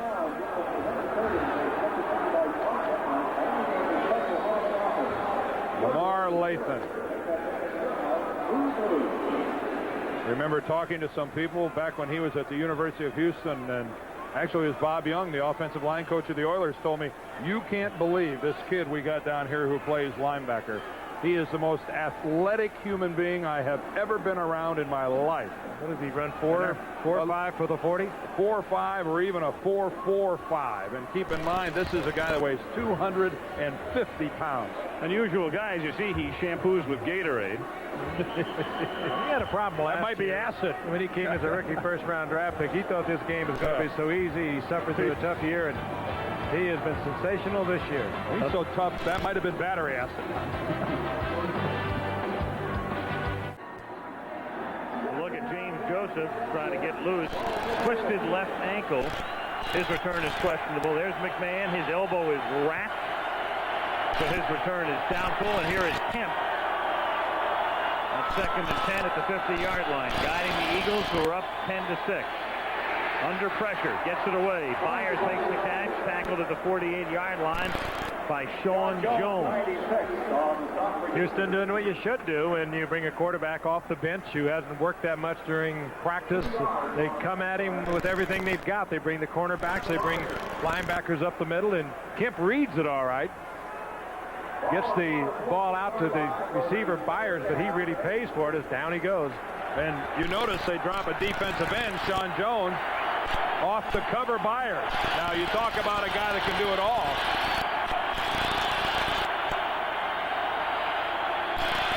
Third and 8 from the 48-yard line.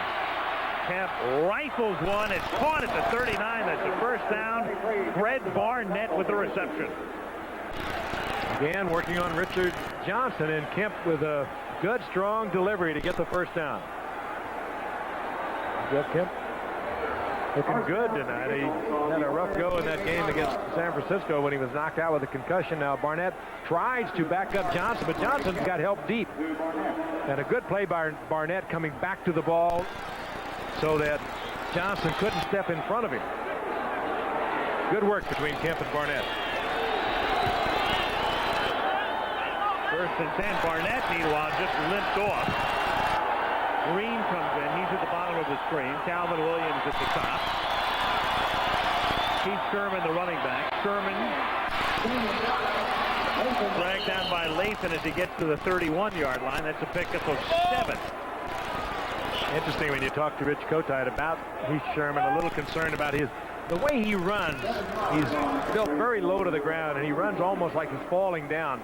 Buddy Ryan, when we talked to him a year ago, loved that about Heath Sherman. He liked the fact that he almost looked for somebody to hit. He's about a 205-pounder to be. He just runs right off the deck. And it's caused some concern for Rich Kotite as we look at the Houston Oilers that is down. That's Al Smith. They have got a cramp. And he's a very key man, the middle linebacker. His place taken by Eugene Seals. Barnett is still on the Philadelphia sideline at 2nd and 3 at the 31-yard line. And they give it to Byers, and he gets ridden down by Sean Jones short of the first down. That's going to set up a third and about 1.5 yards with 9:25 to go in regulation. The way people are leaving this ball game with injuries, by the time it's over, when it comes to playing, those that can't might outnumber those that can. I mean, there are There are multiple injuries on both sides, and it is indicative of the type of game it has been physically. This has been one of the hardest hitting ball games I've been around in a long time. And it is a cramp in Al Smith, the middle linebacker's leg, and they're looking at him. But, you know, and Houston came into this game with 6 or 7 walking wounded that hadn't worked much all week long. And they've lost a couple tonight. There was McMahon on the sideline, and we have seen the Eagles 3 times on Monday Night Football this year, and Jim McMahon has only been around at the end of one of those games. We saw him hurt the knee, trying to run out of bounds in Washington at the end of September, and now tonight the bad right elbow forces him out. And the Eagles take a timeout to discuss 3rd and 1.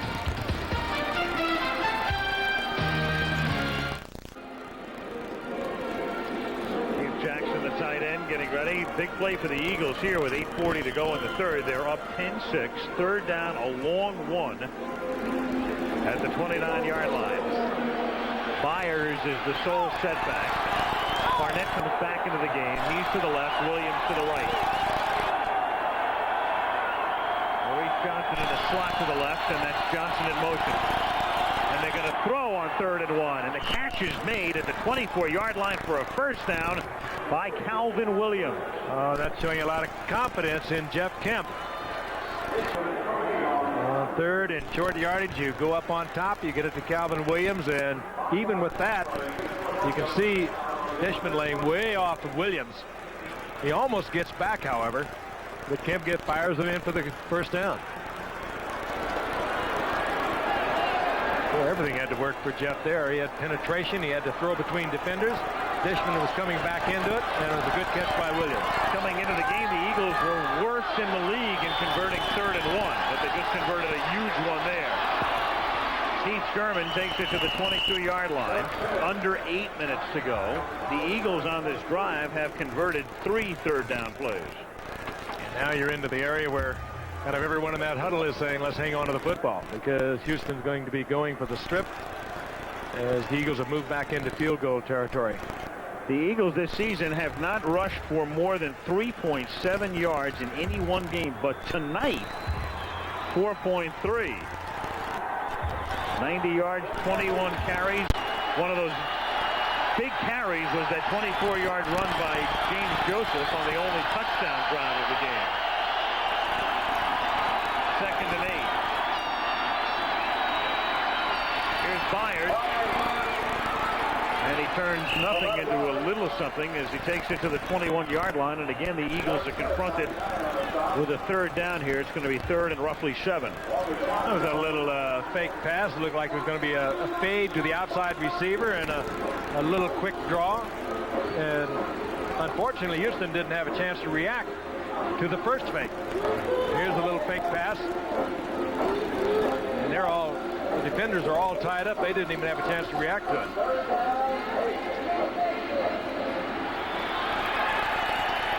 At the 22, call it 3rd down and 8. 6.5 minutes left in regulation. Eagles up by 4.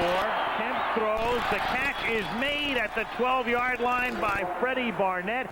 And that's 4 third down conversions on this drive. Another Eagle is hurt. Getting up real slowly upfield. I think it's Dennis McKnight, the left guard. It is. Yes. He was down for the count and made it back up and got back into the huddle. But what an impressive drive this is for the Philadelphia Eagles, and most untimely for Houston. By the way, that little taped 60 on the back of some of their helmets, including McKnight, is their tribute to the Detroit Lions' Mike Utley. They want him to know they're thinking about him. As we all do. We certainly wish him the very best. And as Dan said last week, he has all of our prayers. 1st and 10 to the 12-yard line. Here's Byers. He takes it to the 8. The report we're getting now from the Eagle bench is that McMahon could come back in if necessary. And in fact, in an earlier game this season, I think it was the San Francisco game, he goes out. Kemp got hurt, and then McMahon was forced to come back. Right, and I think forced suffered the concussion. I think forced to come back in is the right word, because the only way McMahon comes back into this ball game is to hand off. I mean, if he was able to throw, he'd have been playing. Look at this drive. 9 minutes thus far. 13 plays. 4 third-down conversions. Well, these are the drives that win ball games. And in this situation, a drive that could ice the ball game. 2nd and 6 at the 8. And this is Heath Sherman thrown for a loss back at the 12 by Sean Jones. The key here for Philadelphia is that a field goal on this drive still only puts them in a position to be tied with a Houston touchdown. They could go up 13-6, and of course a touchdown and an extra point would tie the ball game. So needless to say, the most desirous of plays here for Philadelphia would be a touchdown play. 3rd and 10 at the 12-yard line.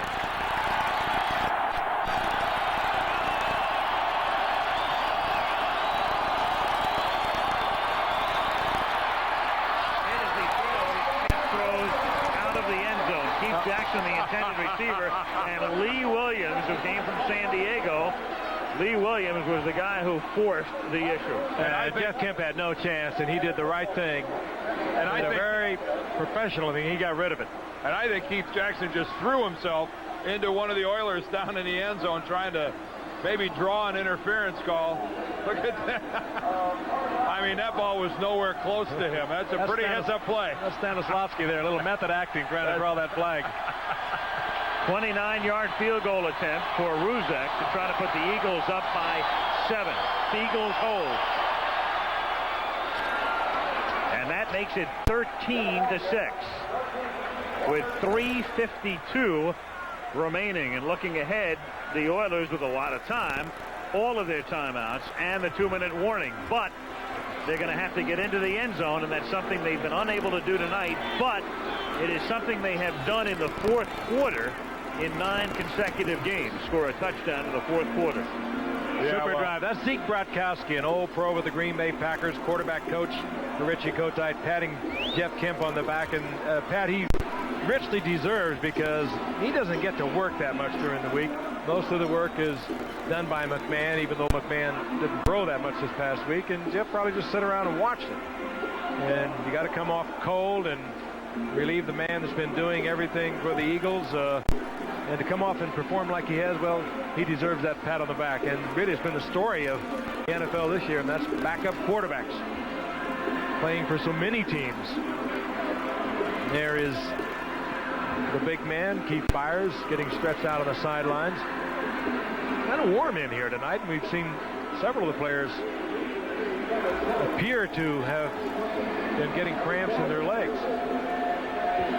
Well, the question now is for Houston, what can they try to do offensively differently here at the tail end of this ball game to try to get something to work for them? Because up till this time, they have been totally throttled by the Eagles. So they have got to come up with a scheme, something that might work. And don't you think it's a gut check, too, Dan, for that front four of the Philadelphia Eagles? They've been trying to get to Moon all night long. They've got to him 4 times, but now is when it really counts. And they are, quite frankly, a little tired.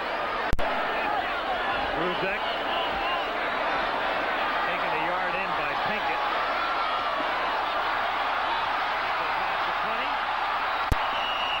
And taken down at the 31-yard line. A good run back for Alan Pinkett.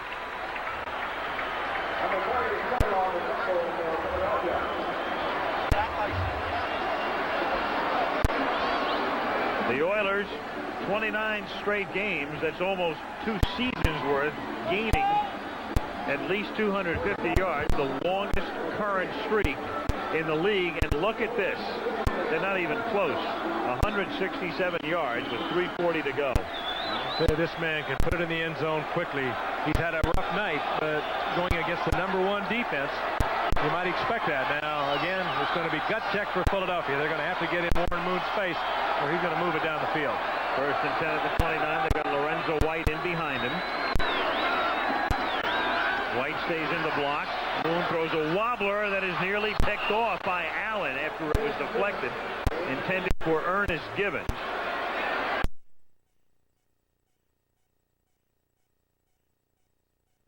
Second down. Moon getting a little pressure. Probably had to release it just a little before he wanted to.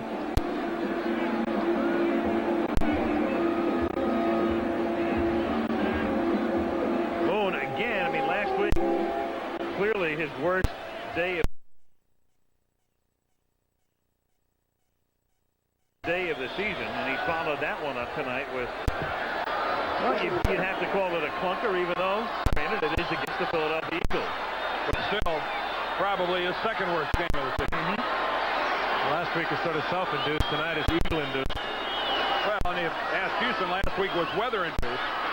Second and 10. Moon throws. The catch is made up at the 34 by Tony Jones, and that's as far as he goes, and that's going to mean 3rd and 5 with 3:20 and counting left in regulation. Boy, one of Warren's teammates just saved his life. He was going to take a shot in the back, and one of the guys came out from inside and picked somebody off. It looked like Warren was going to be decapitated and ends up being unscathed. They're fighting. They're trying hard. Let's see now. You'll see that right here. Watch this. Here comes Simmons from behind. Oh, and it's Bruce Matthews who gets him at the last minute. 6 DBs now for the Jets. 3rd down and 5 at the 34-yard line. Boom. Hit as he throws, but Gibbons makes the catch at the 45-yard line as Reggie White knocks Moon to the AstroTurf. Look down there and saw Richie Kotite on the sidelines, and I call him the Jets. I meant for the Eagles, of course. But look how close Warren Moon comes to getting a knee. Reggie White is cut, and as he's going to the ground, ends up right in Warren Moon's knees. And Moon could have been seriously hurt there. Ball at the 45. Watch Reggie White here coming in. There's the cut by Williams, and look at Moon twisted around. 1st and 10 at the 45-yard line.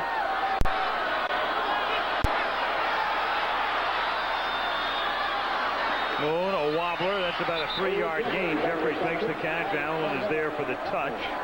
Again, the Oilers with all of their timeouts plus the 2-minute warning remaining. This is the way to do it. I mean, this is the way to drive the football. We talked about patience early. There's plenty of time to take the 5, 6, and 7-yard pass. Pardee wants them to get that play off before the 2-minute warning, and they will. 2nd and 8 from their 47. Philly up by 7. Moon had time, throws, and the catch is apparently made, and it's a fumble at the 41-yard line, and the Eagles come up with a football. Drew Hill dropped it. Otis Smith came up with it, and it's Philadelphia football. Well, what a shot Drew Hill took. I think Otis Smith was the player who put the hit on him. 63 offense. Penalty is declined. Interception. First down. Interception. Or like I believe it's a fumble recovery. It is. But I think Otis Smith, number 30, was the player that put the shot on Hill. Let's watch it.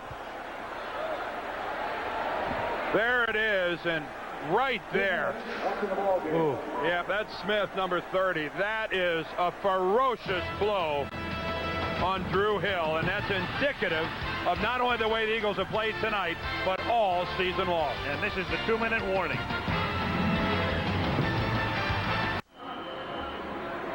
Now, the good news that he's okay. Drew Hill, he took a vicious shot, but it's what Philadelphia set out to do: hammer the wide receivers, keep them underneath, hit them, force the turnover, and they've been successful at it, and they are definitely in control now. 1st and 10, Philadelphia from the 41. Here's Sherman. Picks up 3. Oilers have to stop the clock. The Oilers got a double bad break on that fumble recovery. The end of that play happened at exactly 2 minutes, and that meant that they could not use that 2-minute warning as that extra timeout. Had it happened 1 second earlier, they would have had the extra T, but they don't. Timeout here, 1:52 left in regulation.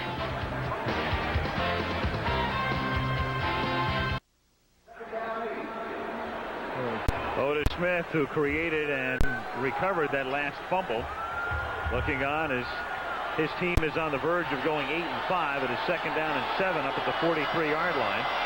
that much time left. Oilers have 2 timeouts left. Keith Sherman swings to the outside. He stopped after a gain of 1, 3rd and 6. Timeout Houston. They have 1 remaining. Eagles tonight have created 5 turnovers to go with 7 last week in their game against Phoenix.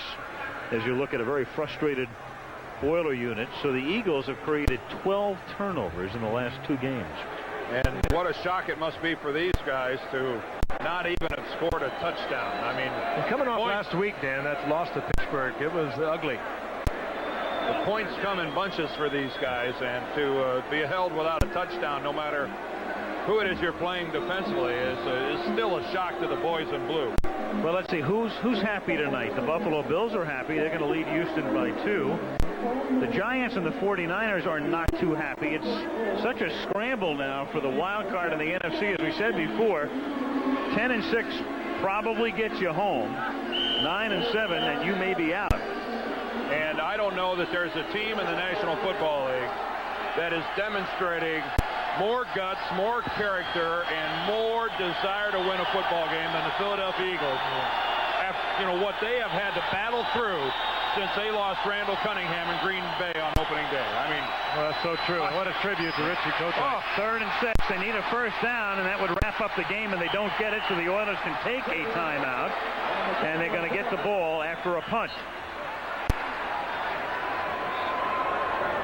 So Pardee team will get the ball back. Of course, what they'll also try to do is block the punt with 1:33 remaining, and that's the last Oiler timeout. Yeah, well, I wonder how many Oiler receivers are volunteering to go downfield and catch one over the middle. I mean, a heavy tariff has been exacted by the Eagle secondary on anybody who ventures across the middle with the intent of catching one of this guy's passes. Warren Moon's last game without a touchdown pass 2 years ago in Kansas City, and then he made up for that last year when he went into Arrowhead and threw for over 500 yards. And I would venture to say maybe he has never played a game here in the Astrodome that he hasn't had one. Well, maybe we'll see to find out. Maybe we'll see a punt return for a touchdown by Pat Coleman. Well, Jeff Eagles has to be a little concerned because the Oilers have been close to him all night long. And if they got any kind of maneuver that they haven't shown thus far tonight, you're going to see it here. Here is his 9th punt of the game.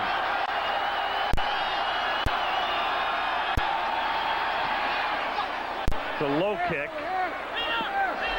and it's angled out of bounds, and so the Oilers are going to have to go 77 yards from the 23 and get it in without a timeout and 1:27 remaining. And that's a smart play by Fiegel. Don't kick it where a return can beat you. That's heads-up play. Sacrifice a few yards off your average, and don't run the risk of a big play. When's the last time you saw a team win a game after their punter had kicked it 9 times? Yeah, really? Probably it was Philadelphia with Reggie White and his defense out there. Yeah. Reggie on the sidelines, they all got together, and you could just hear them saying, we got to do it one more time, guys.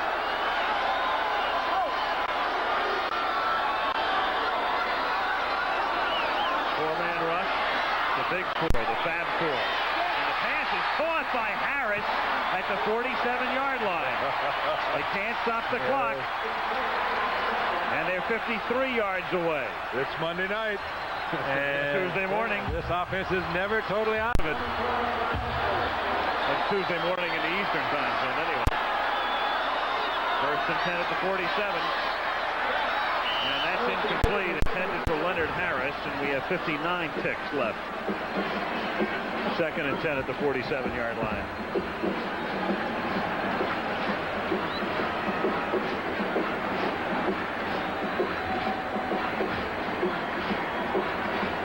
Philadelphia trying to make it 5 straight.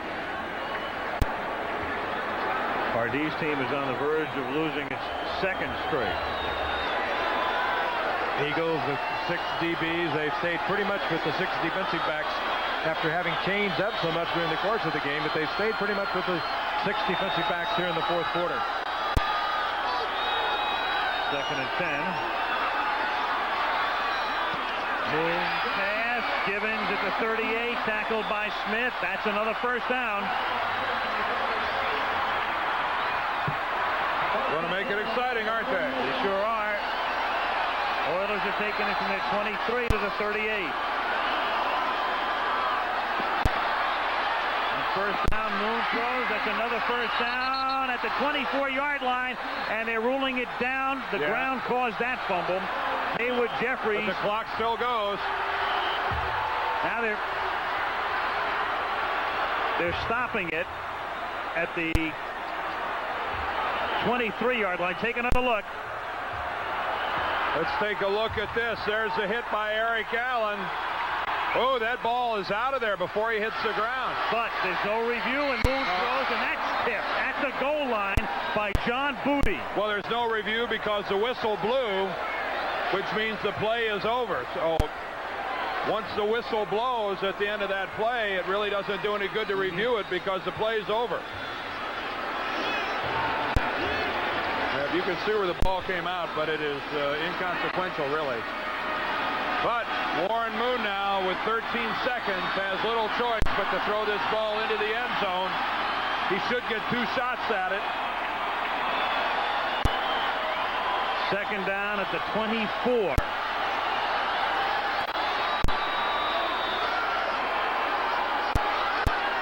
White stays in the block. Good protection. 2 deep. There's one of the 2. Good coverage. Seth Joyner then finally got to Moon as he released. 7 seconds remaining. Warren had no place to put it. Good coverage. Excellent coverage. And he just got rid of it before he was hammered. Rich Miano was back there providing really good coverage against Gibbons. And Warren sensed that he had to release it. And he took the shot with Seth Joyner. Seth Joyner